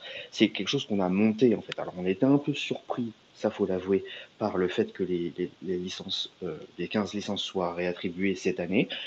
On a été un peu surpris de ça. On avait au départ, et on l'a d'ailleurs dit pendant l'audition, on pensait encore avoir 2 ou 3 ans pour se préparer, entre guillemets. Donc il a fallu le faire. Nous, on a 1 mois et demi, 2 mois, ce que les autres avaient peut-être préparé depuis 6 mois. Mais bon, en tout cas, pour revenir sur l'audition, je pense que enfin, l'avis général, tout ce qu'on a vu ensemble. Après, on a débriefé de ça, c'est que on voyait difficilement comment on aurait pu mieux faire avec le temps et les ressources qu'on avait à notre disposition pour préparer. Donc après, on verra bien ce qui va se passer dans quelques jours, dans quelques semaines, mais au moins on aura vécu cette expérience-là ensemble. C'est étrange parce que j'avais accepté une personne qui souhaitait poser une question. Bon, bah, elle a disparu. Justement, vous avez un petit peu testé le pluralisme, je crois, pendant la campagne électorale. On a testé. On a testé le pluralisme depuis le début de la saison, en fait. Et de toute façon, on n'a jamais été fermé au pluralisme. Quand vous regardez, même lors de la première saison du Média, il y a des personnes qui venaient d'autres horizons politiques qui venaient. En réalité, on n'a pas, on a toujours été Ils ont construit. toujours accepté, il n'y a pas eu Oui, de refus, parce qu'on voit par exemple CNews, il y en a qui clairement refusent d'aller sur CNews. Hein. oui, mais justement, en fait, la difficulté qu'on peut avoir, c'est d'avoir un certain nombre d'intervenants. Maintenant, quand on va à l'Assemblée nationale, quand on fait nos émissions politiques et qu'on tend le micro aux différents bords de l'Assemblée nationale, en général, ils acceptent de nous parler. Maintenant, faire l'effort de se déplacer vers un média qu'ils considèrent comme un média de gauche, en fait, ils veulent pas tellement le faire des fois, donc on a un peu du mal, mais on se débrouille pour avoir vraiment des intervenants venant de tous les bords. Notre objectif a toujours été celui-là, malgré le fait que bon, ça peut être des fois mal perçu. Bah, nous, on a toujours voulu parler à tout le monde. Hein. Effectivement, si on a un canal TNT, bah, en fait, ça nous rendra plus attractifs et beaucoup de politiques qui considèrent que sortir des beaux arrondissements de Paris, c'est déjà très compliqué, viendraient sur notre plateau à Montreuil. Mais Mais voilà, nous, on a justement besoin de ça. On a aussi besoin de ce conventionnement de l'ARCOM parce qu'il y a quelque chose qui est une anomalie démocratique dont je déplore que beaucoup de médias ne parlent pas. Mais on a eu un conventionnement pour être diffusé sur les box. Mais Orange, on est en discussion avec Orange. En revanche, Oui, Bouygues, parce que vous êtes sur Free, là, pour le oui, moment, sur la box Free, on c'est est ça? sur la Freebox, C'est on ça. sera bientôt sur Molotov et on est en discussion très sérieuse avec Orange. Mais Bouygues et SFR, ils nous ont envoyé paître en réalité. Ils se sont assis sur la décision et notre conventionnement de l'ARCOM. Et là, il y a un problème de fond qui se pose. D'ailleurs, c'est un problème qui a été relevé par Roch-Olivier Mestre lors de la, de la commission d'enquête parlementaire sur la TNT. C'est-à-dire qu'il y a des acteurs qui ont des chaînes d'infos et qui refusent des chaînes d'infos sur leur box parce que d'une manière ou d'une autre, enfin, c'est pas la raison directe, mais on peut imaginer que d'une manière ou d'une autre, ça créerait de la concurrence à leur propre chaîne d'infos. Et ça, c'est pas normal parce que même les box sont quelque part des délégations de services publics. Tout le monde n'a pas la possibilité d'avoir une licence pour exploiter un service de box en France. Et donc, si on est sur la TNT, au moins, on contraindra d'une certaine manière, en tout cas l'autorité de régulation contraindra d'une certaine manière les acteurs qui ne jouent pas franc jeu avec la diversité à intervenir et à nous diffuser. Parce que si on est sur la TNT, ils seront obligés de nous diffuser. Parce que le coup des box de nous refuser l'accès à leur canaux de diffusion, bon, on l'avait vu un peu venir, on n'était pas tombé de la dernière pluie, mais le coup on a écrit, lorsqu'on a eu des refus, alors un refus sec de Bouygues et une fin de non-recevoir de SFR, on a écrit donc un accord pardon, assez rapide quand même de Free, faut le noter. On a écrit à la ministre de l'époque, donc la précédente, son nom m'échappe maintenant, de Virginie Dati, qui nous a répondu qu'elle ne pouvait pas intercéder, bien entendu, que c'était le rôle de l'ARCOM, et l'ARCOM de nous répondre derrière avec une espèce de renvoi de balle je n'ai pas autorité pour obliger les opérateurs privés à, à vous donner accès. Donc c'est un vide entre guillemets juridique, c'est-à-dire que l'ARCOM donne une autorisation, mais derrière elle n'a pas moyen de faire respecter cette autorisation.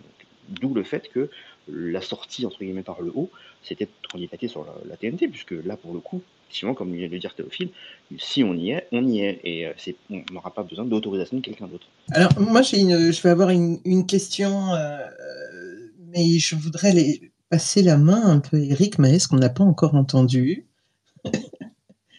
Eric, il a la main levée. Ah, voilà. Oui, merci Fadila. D'abord, je m'excuse du retard pour t'aider à animer ce très beau space, très calme, très bienveillant, où on apprend beaucoup de choses. Je vous raconte une affaire un petit peu perso, mais j'étais avec mon fils et on est parti sur une discussion très longue et le temps a passé trop vite. Donc voilà, mea culpa pour ce retard. Et c'est très très intéressant. Et je voulais simplement, alors j'ai plein de questions à vous poser, mais une petite précision parce que ça fait partie de mon activité professionnelle. Moi, je travaille chez un très grand opérateur et c'est public, donc c'est mon vrai nom, donc j'apparais sous mon vrai nom. Et pour préciser qu'il n'y a pas de délégation de service public. C'est important de préciser ça. En aucun cas, les opérateurs sont des délégants d'un service public sur un service privé tel que la fibre ou le haut débit ou les communications haut débit. Donc c'était juste pour préciser ça. Le point est qu'ils ont un statut d'opérateur. Donc si le média un jour souhaite diffuser, partir de manière parallèle à Free, à Orange ou à Bouygues Télécom ou à SFR, ils ont tout à fait le droit de le faire à partir du moment où ils obtiendraient un statut d'opérateur, qui est un statut absolument privé, défini, et ils pourraient acheter de la bande passante et délivrer leur box à tous les usagers qui le souhaiteraient en vendant des services haut débit. Donc il faut bien distinguer. La réglementation est un peu compliquée, mais étant des services privés, effectivement, les opérateurs n'ont pas d'obligation à répondre favorablement à un tel ou à un tel pour les introduire au niveau de leurs services proposés au sein au sein de leur box. Il n'y a pas de réglementation d'ordre public ou d'origine publique qui obligerait les opérateurs à prendre, suivant la recommandation d'un tel, d'une administration, d'un ministère, tel ou tel Et service. est-ce Mais que c'est juste ou est-ce qu'il faudrait changer les choses? alors, en fait, Enfin, bon, c'est un ça peu, c'est un c'est peu un peu. c'est un petit peu mon métier, oui, et sans être trop technique, en fait, on a assisté depuis la réglementation européenne. Je rappelle que l'Europe a travaillé à l'unification des marchés et elle a commencé par le marché des télécoms jusqu'au marché de l'énergie, dont tout le monde a parlé depuis quelque temps dans le cadre des déboires liés au prix du gaz. Eh bien, ce qui s'est passé pour l'énergie, pour la mise en place du marché commun de l'énergie, eh bien, la réglementation autour des télécoms s'est produite à partir des années 90 et on a testé, je dirais, l'Europe telle qu'elle a été conçue par évidemment les différents États, qui était la libéralisation. Et vous rappelez tous de l'arrivée du téléphone mobile d'une part, mais aussi de la libération des contenus et surtout des opérateurs, avec la mise en place des statuts d'opérateurs. France Télécom n'existe plus, je le précise aussi. Maintenant, c'est Orange et c'est TDF qui est chargé de la diffusion de la TNT. Et j'ai participé personnellement à l'établissement de ce projet au sein d'Orange pour mettre en place les nouveaux réseaux en fibre optique qui permettent à la TNT de fonctionner et aussi à leur upgrade. Donc, c'est un dossier que je connais bien. Donc, la réglementation des télécoms a évolué et on est dans la transformation complète de la diffusion de contenu. Et ça va me permettre de faire une petite boucle par rapport au point précédent. Et quant à une question un peu saugrenue, un petit peu iconoclaste, que je vous pose aux médias et à M. Lévrier aussi, qui connaît bien les médias, est-ce qu'il y a vraiment un intérêt, dans le cadre de la transformation puissante de la diffusion des contenus, à aller sur la TNT qui coûte très très cher, dans la mesure où la diffusion des box, de la fibre, où les objectifs sont 100% de fibre partout, du très haut débit, qui nécessitera à 90% la mise en place d'une box. Est-ce que ce n'est pas se tromper de cheval, d'une certaine manière, que de parier sur cette TNT qui est assez obsolète par rapport à l'obligation, là qui est sûre et certaine, du très haut débit et de la fibre qui introduira toutes les boxes dans les maisons. C'est un petit peu iconoclaste parce que, évidemment, vous cherchez à venir sur la TNT, mais je renverse les termes de l'échange et dans la mesure où le déploiement du très haut débit est tellement, je dirais, poussé par les opérateurs, par l'État du monde en fait, que on peut se poser cette question. Alors je ne sais pas qui peut répondre à mon interrogation. Théophile, tu peux peut-être répondre, je ne sais pas. Alors, pour moi, la TNT est une plateforme. C'est une plateforme comme YouTube, comme Dailymotion, comme Twitch, etc. C'est une plateforme. C'est une plateforme souveraine. C'est une plateforme qui dépend de l'État français. Et vu que nous sommes développés en premier lieu sur les plateformes de la Silicon Valley, Facebook, YouTube, Twitter, etc., nous en sommes revenus un peu, nous comprenons le caractère autoritaire de cette philosophie et nous trouvons ça dangereux de n'être diffusé que sur ces canaux qui témoignent d'un bouleversement même de notre philosophie juridique. C'est-à-dire que Facebook, YouTube, Twitter peuvent bannir vos contenus, peuvent limiter la diffusion de vos contenus, ils peuvent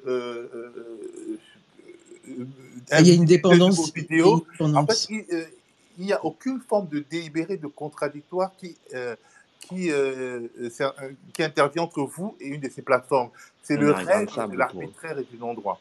Alors que quand même, la loi française est une loi contradictoire. C'est-à-dire que si il est beaucoup plus compliqué pour la France de nous empêcher d'émettre sur la TNT que pour YouTube de dire ok stop, on ne veut plus de vous, ou alors pour Facebook de changer son algorithme. Quand le média a été créé, il s'est développé beaucoup sur Facebook, surtout après le début du mouvement des Gilets jaunes, parce qu'à ce moment-là, le développement des groupes Facebook était la priorité. Donc les groupes Facebook ont, de manière virale, fait développer les contenus audiovisuels et dans le milieu du Gilet jaune, étant donné que c'était un milieu qui était très Facebook. Et à un moment donné, Facebook a dit non, non, non, nous, désormais, on se concentre sur les relations intrafamiliales.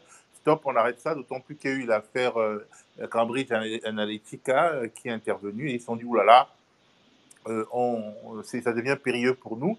Et puis, voilà. Donc, ça veut dire que quelque part, ce ne sont pas des plateformes qui assurent l'intégrité du débat politique. Et par exemple, YouTube, jusqu'au 7 octobre 2023, ils invisibilisaient tous les contenus qui étaient liés à la Palestine. Quand tu écrivais Palestine, YouTube, il invisibilise. Parce que, bon, maintenant, ils ne peuvent plus le faire, parce qu'en réalité, dans le cas de leur propre société américaine et dans le cas de la Silicon Valley, le développement de la radicalité de gauche, y compris au sein de Google, fait qu'ils ne peuvent plus le faire. C'est-à-dire qu'en réalité, en se mettant, on ne base notre développement que sur ces plateformes, on se soumet à une vision américaine de la vie qui n'est pas la meilleure. Alors que, par exemple, vous avez vu quand RT a été banni, il a fallu une législation européenne pour bannir RT, mais, parce que c'était déjà un média qui était un média non européen. Mais allez, donc je pense que c'est quelque chose qui... C'est une plateforme souveraine, c'est une plateforme avec 40 millions ou 47 millions de personnes qui la consultent tous les jours. Et c'est progressivement seulement qu'elle va tomber en désuétude. Et quand il y aura le croisement des courbes, il faut qu'on profite des deux types de plateformes, les plateformes numériques américaines et les plateformes souveraines françaises. Et c'est pour ça aussi que, quelque part, effectivement, Bouygues et SFR, ce sont des plateformes privées, mais ce sont des plateformes privées qui participent de la délibération publique française, et à ce titre, ils ont des obligations. C'est-à-dire, je ne pense pas qu'ils peuvent mettre n'importe quoi, ils ne peuvent pas mettre du porno en pleine journée, ils ne peuvent pas mettre des contenus qui heurtent le bon sens et la morale publique, parce qu'ils sont diffusés sur toute la France. Et je ne pense pas qu'il peut y avoir 300 opérateurs de boxe. Je pense qu'ils ont peut-être... Et puis, je pense aussi que la technologie passe quand même par les airs, par les canaux. Ils ont besoin d'autorisation. Je ne peux pas, sans autorisation, créer mon service de box ou mon service télécom. Et je pense que les fournisseurs d'accès ont des obligations. Et parmi leurs obligations, ça demanderait surtout des investissements tels que, de toute façon, un média comme le nôtre, il a encore moins de chances d'arriver comme étant opérateur box que comme arriver sur la TNT, quoi. Donc, non. Bah, pour retourner sur ce que vous demandiez tout à l'heure avec votre question Iconoclast, elle n'est pas si iconoclaste que ça. Le sens du vent va effectivement vers une perte de vitesse de l'audience de la TNT vers le numérique. C'est pas des chiffres qui sont secrets, que ce soit l'habitude actuelle des gens que de s'informer en partie, je ne veux pas dire en majorité, parce que c'est un peu différent selon les tranches d'âge, sur les réseaux sociaux que sur la télé, la sacro-sainte télé qui n'est plus effectivement le seul canal d'information. On le voit, nous on est nés dans le numérique, donc on a misé sur ça depuis des années. Donc on n'est pas les seuls, heureusement, mais on le voit tout à fait. Et l'autre courbe dont on parlait tout à l'heure, et qui rejoint entre guillemets la tendance, et l'ARCOM a sorti un rapport il n'y a pas si longtemps que ça, c'est celle de la publicité, et du rapport financier en fait des chaînes télé par rapport à leur publicité.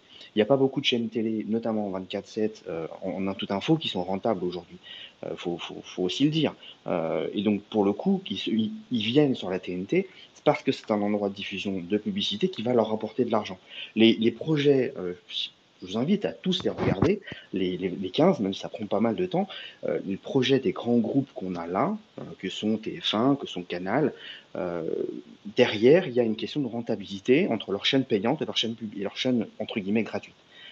Ils financeront une partie de ce qu'ils font sur le payant, parce que ça ne marche pas, hein, la TNT payante, il n'y a pas assez d'abonnés pour que ce soit rentable, ils le financeront avec la pub. Ils le disent, c'est quasiment transparent. Donc il y a aussi cet intérêt-là, et c'est pour ça que moi, ça m'a agacé un petit peu en regardant toutes ces auditions. C'est qu'on a l'impression qu'ils font leur marché sur l'espace public, en disant tiens, je vais mettre une chaîne cinéma, tiens, je vais mettre une chaîne Canal Sport, tiens, je vais mettre une chaîne comédie. Et puis, bah voilà, il y en a un qui a quand même quatre chaînes, quoi. Il y a un quart de l'espace public qui appartient à un seul groupe. Et ils en veulent une ou deux de plus. Donc ça, c'est une question, à mon avis, qui tient pas que aux médias, mais qui tient même à la démocratie, au fonctionnement de la société. Est-ce qu'on doit autoriser des groupes comme ça à avoir des quasi-monopoles ou des bipôles de l'espace public français? Moi, c'est une question que je me pose en tant que citoyen, et même pas en tant que personne du média, quoi. C'est aberrant de regarder tous ces gens discuter comme ça tranquillement d'espaces publics qui appartiennent à tout le monde, comme si c'était à eux. C'est très juste, ouais. Je ne sais pas si je peux ajouter quelque chose. Je pense que ce que vous dites, c'est Eric, c'est ça qui était intervenu, sur l'évolution inéluctable des box qui prendront, ou des chaînes Internet qui prendront la place de la télévision, de la TNT. C'est probable sur la durée, mais ce sont des mutations qui sont lentes parce qu'on sort très lentement d'un âge qui était celui du télécentrisme, comme disait Jacques Pillan, le communicant de François Mitterrand et de Jacques Chirac. Et ce télécentrisme, il nous a marqué durablement. On n'en sortira pas comme ça. Ce qui est sûr, c'est que l'audience des chaînes télé, notamment des chaînes d'infos, vieillit considérablement. C'est-à-dire que pour toutes les chaînes d'infos, on est au-dessus de 60 ans. C'est 63, 64 pour LCI et CNews. Mais on ne peut pas s'adresser uniquement quand on est une chaîne qui se veut généraliste, et j'ai l'impression que c'est désormais l'ambition du média. On ne peut pas s'adresser qu'au public qui est né sur le numérique, des jeunes. Le public âgé, il vote beaucoup, beaucoup plus que les jeunes.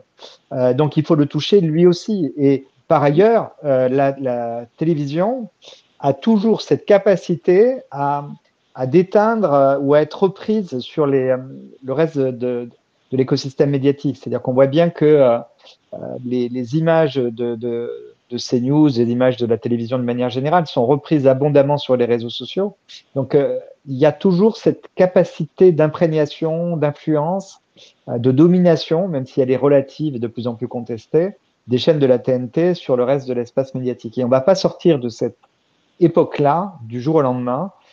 Et je comprends du coup la volonté d'une chaîne comme le Média d'être présente aussi sur la TNT, ce qui est inquiétant par ailleurs dans le fait que ces réseaux-là, qu'il s'agisse des chaînes d'Internet ou de tout ce qui est disponible sur les box, se développent à ce point, c'est que pour l'instant, il n'y a pas de régulation.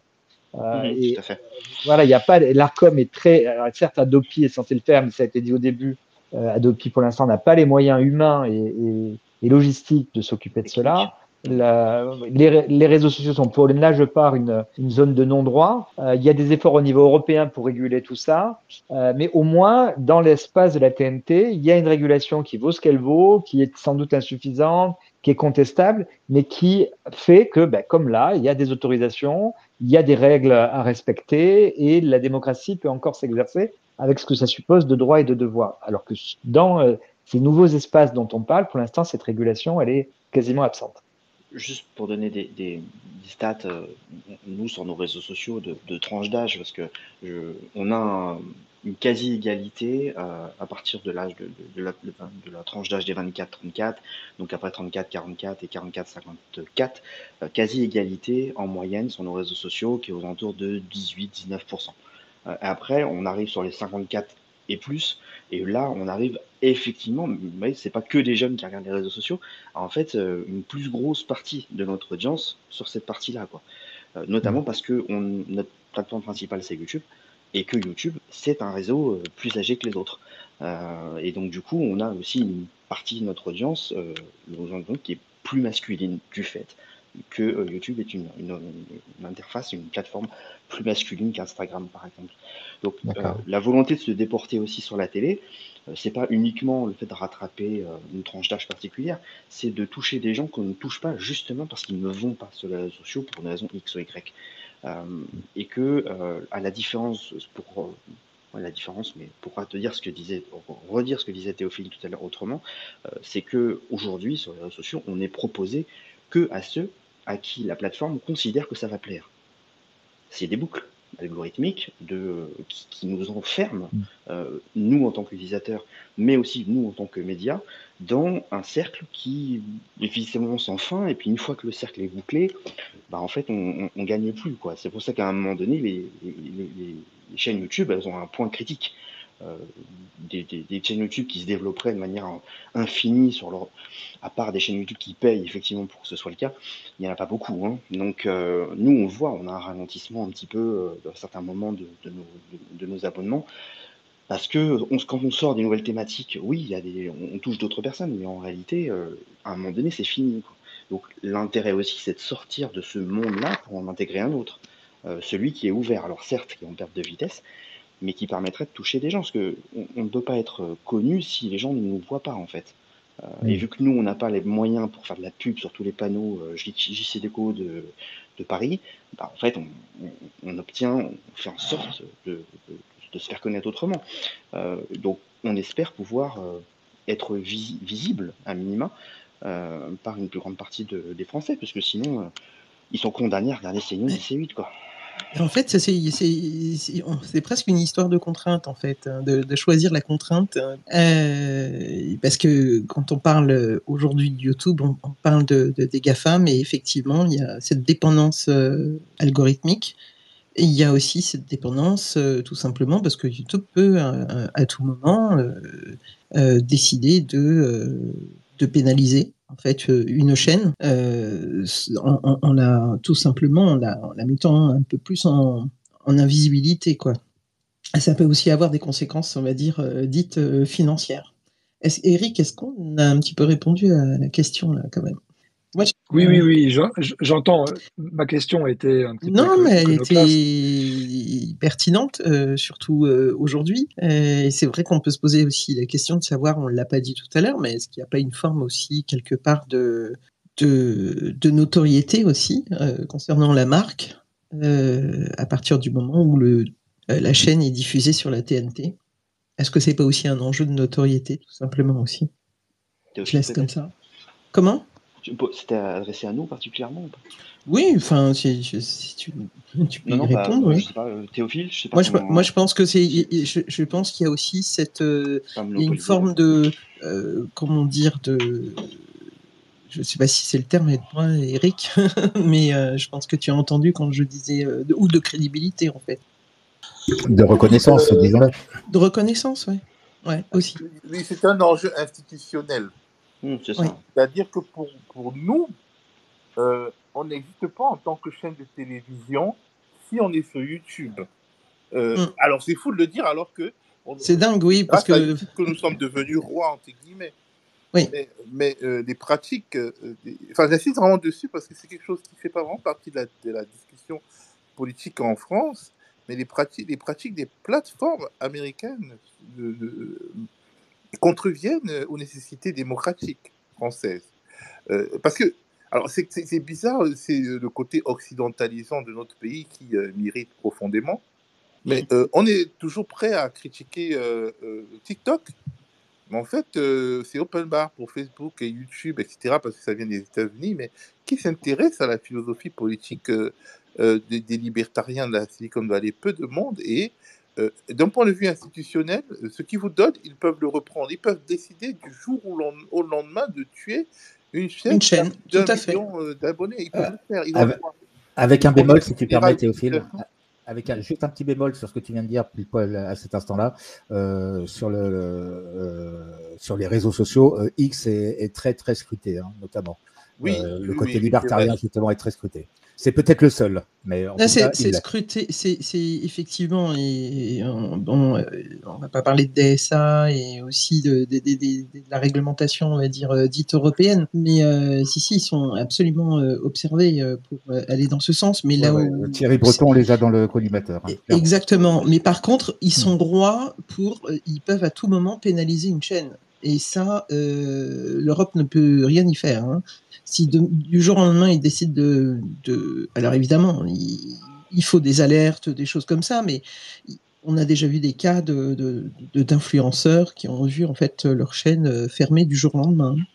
Bah, Oui, nous, pour le coup, peut-être Théophile, on pourra en parler, mais on a vu ce qu'on en appelle entre nous les shadowbans, très visibles sur notre chaîne à des moments précis dans l'histoire du média, hein, des moments où on avait notre audience divisée par deux en l'espace de quelques semaines, sans aucune raison Mhm, valable, en fait. mhm. Avec une, et ouais, une surtout, baisse. on a vu des sujets qui étaient bannis. C'est-à-dire, C'est ça.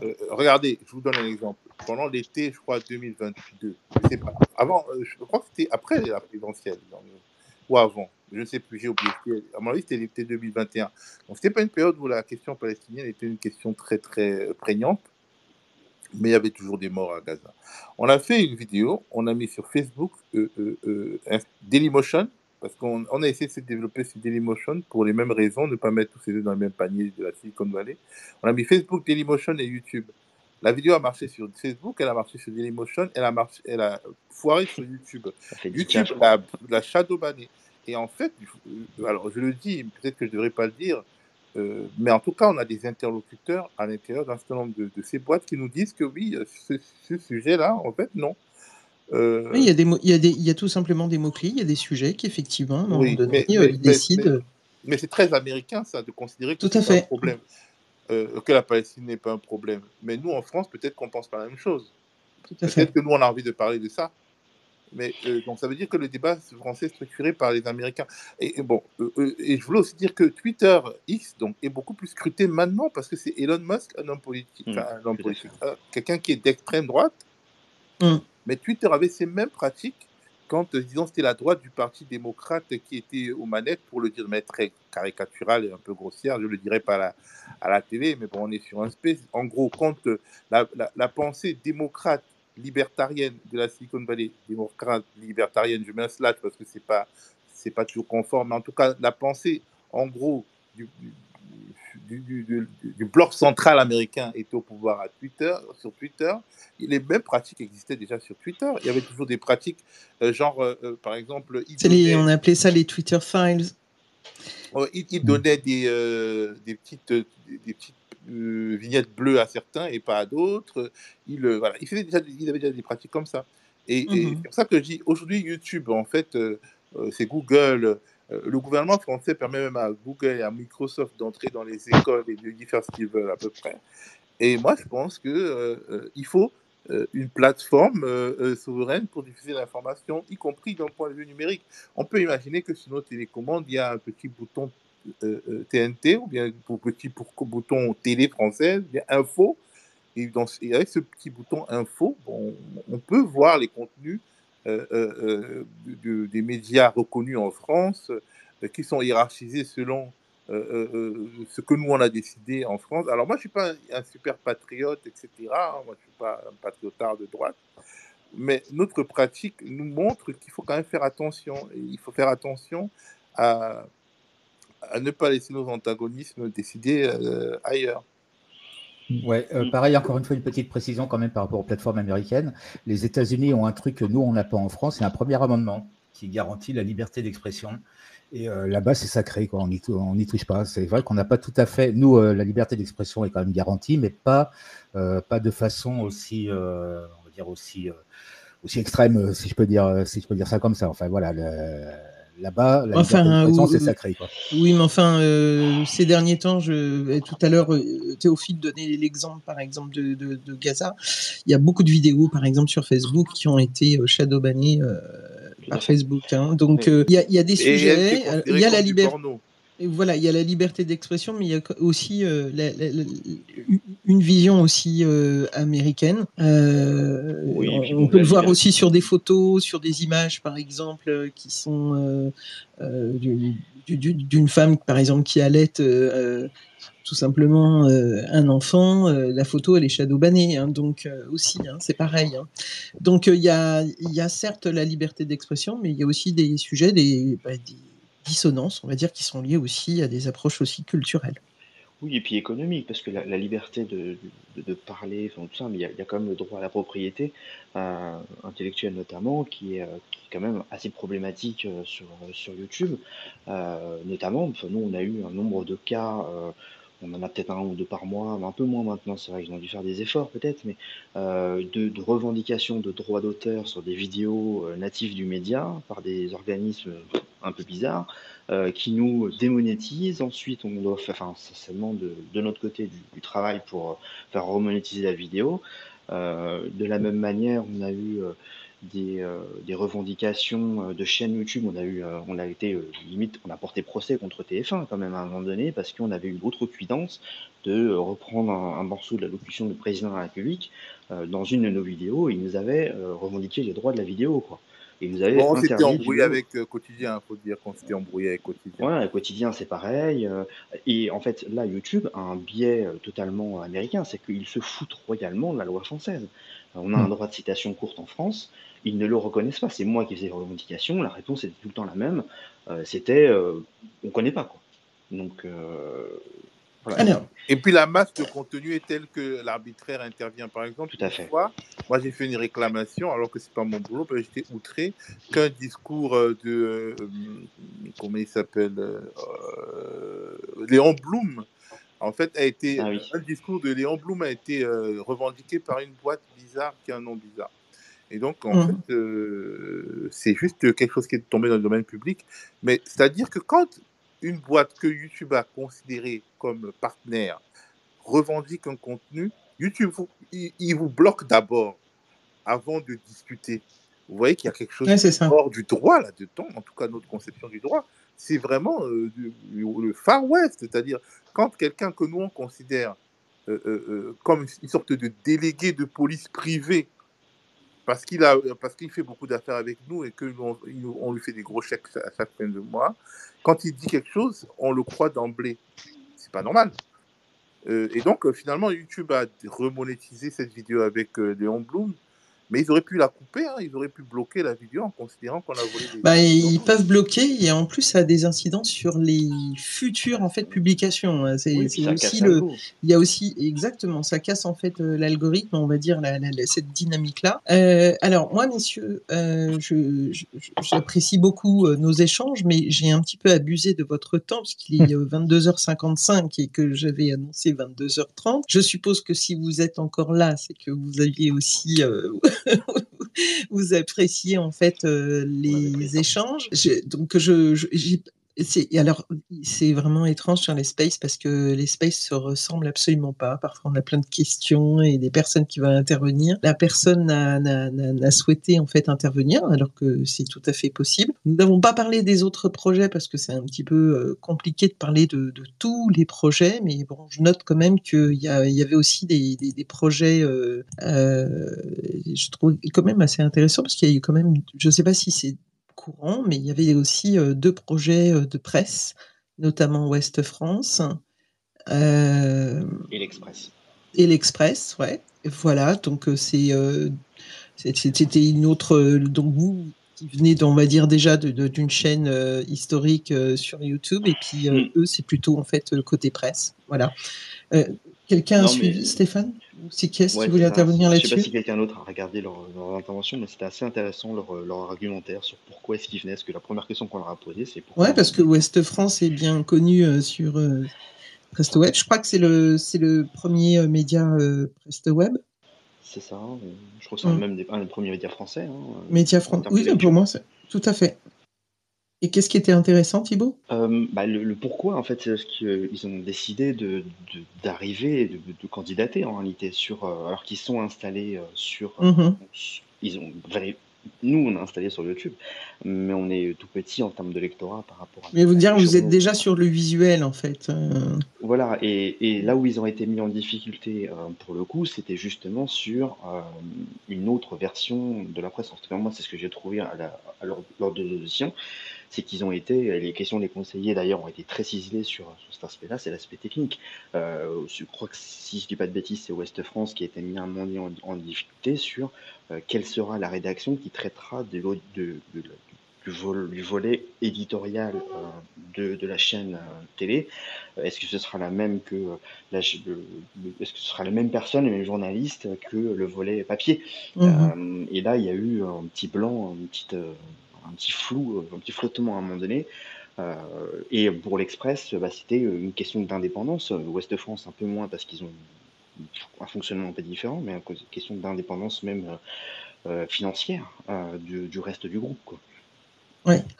Ok. Bon, je ne sais pas si Eric, Stéphane, peut-être même Théophile ou Thibaut ou Alexis, vous avez quelque chose à ajouter? Non, on a fait le tour des sujets, c'était très intéressant et je souhaite bon courage aux médias pour obtenir cette fréquence. J'espère que ça ferait du bien au paysage médiatique. Merci. Oui. On croise les doigts. Peut-être juste une remarque par rapport aux auditions. Alors moi, j'ai vu l'audition de C8 et CNews, qui m'intéressait particulièrement. Je pense que vous avez dû On l'a évoqué au début, oui. Oui, simplement pour donner mon point très rapidement, j'ai eu la sensation qu'ils avaient compris qu'ils n'obtiendraient pas le renouvellement de la licence. Alors je peux me tromper, mais de par leur ton, de par leur attitude, leur posture. Moi, je crois pas. Générale. Je crois pas du tout ça. Je pense qu'ils ont un sentiment d'impunité, au contraire. Alors, j'entends moi des gens qui travaillent sur le sujet depuis la décision de l'Arcom aujourd'hui. Certains disent que, au contraire, c'est la preuve que on fait semblant. Ça, c'est les détracteurs de l'Arcom qui disent ça, que l'Arcom fait semblant de faire le job en disant on va davantage contrôler le pluralisme, mais ils n'ont pas le choix. Le Conseil d'État les y oblige et que donc ils vont pouvoir dire maintenant qu'on a fixé davantage d'obligations, dans la foulée, on va pouvoir reconduire leur fréquence. Donc il y a des voix qui s'expriment pour dire ça et qui partent de. Moi, j'avoue que j'étais dans cette logique-là l'année dernière, notamment quand j'écoutais Rocco-Olivier Metz il avait dit devant des étudiants de Sciences Po que CNews était un modèle de pluralisme politique, ce qui me paraissait hallucinant, absolument hallucinant. Et depuis, j'ai regardé de près ce qu'ils essayaient de faire pour mieux prendre en compte le pluralisme, pour veiller à éviter les dérives. Et c'est vrai qu'ils ont multiplié les sanctions, qu'ils ont beaucoup consulté pour essayer d'appliquer la décision du Conseil d'État avec mesure. Donc moi, je conserve un espoir qu'au moins une des deux chaînes ne soit pas renouvelée, mais c'est pas du tout certain. Et ce qui est certain, c'est que dans la communication de ces deux chaînes, ils sont dans une logique de toute puissance pour une raison simple, et ils l'ont dit d'ailleurs, c'est qu'ils menacent de se désengager de Canal s'ils ne peuvent pas garder C8 et CNews. Et ça, c'est l'argument là-dessus, puisque Canal finance le cinéma notamment. Donc on touche à toute l'industrie culturelle, et ils pensent qu'avec cette menace-là, ils ne courent aucun risque. Donc, est-ce que l'Arcom osera? Je l'espère, très sincèrement, mais ça n'est pas du tout une certitude. Alors, j'avais annoncé justement qu'on faisait le dernier tour de table pour clôturer. C'est un sujet qui me semble passionnant. On est peut-être un peu technique aujourd'hui, mais je pense aussi, même quand nous avons parlé de l'Arcom, c'était assez nécessaire aussi. Et puis de découvrir aussi le projet, le Média TV. Alors pas le projet YouTube, mais le projet entre autres que vous avez défendu. Je vous remercie beaucoup. Et oui, nous allons donc nous quitter. Peut-être, on vous souhaite plein de bonnes choses. Et on va être attentifs parce que c'est pour bientôt. Je vous souhaite à tous une belle soirée. Je vous remercie beaucoup. Merci Bonne Alexis, soirée. Stéphane, Théophile, Thibaut, Eric. Merci à toutes celles et ceux qui nous ont écoutés. J'ai vu qu'il y a des personnes qui nous ont suivis depuis le début. Je vous souhaite une agréable soirée. Voilà, et un bel été pour ceux qui partent bientôt en vacances. À bientôt. À bientôt. Merci à vous en tout cas de l'organisation. Merci. Bonne soirée. Merci d'avoir écouté Fadi Live, là où s'écrit l'influence. Retrouvez tous les épisodes sur Deezer, Spotify, Apple Podcasts, Amazon Music et YouTube. Pour ne rien manquer des prochains débats et des exclusivités, suivez-moi sur les réseaux sociaux. Consultez la bio pour toutes les informations. Abonnez-vous, partagez et laissez un commentaire. Votre avis compte. À très vite dans Fadi Live pour de nouveaux débats stratégiques.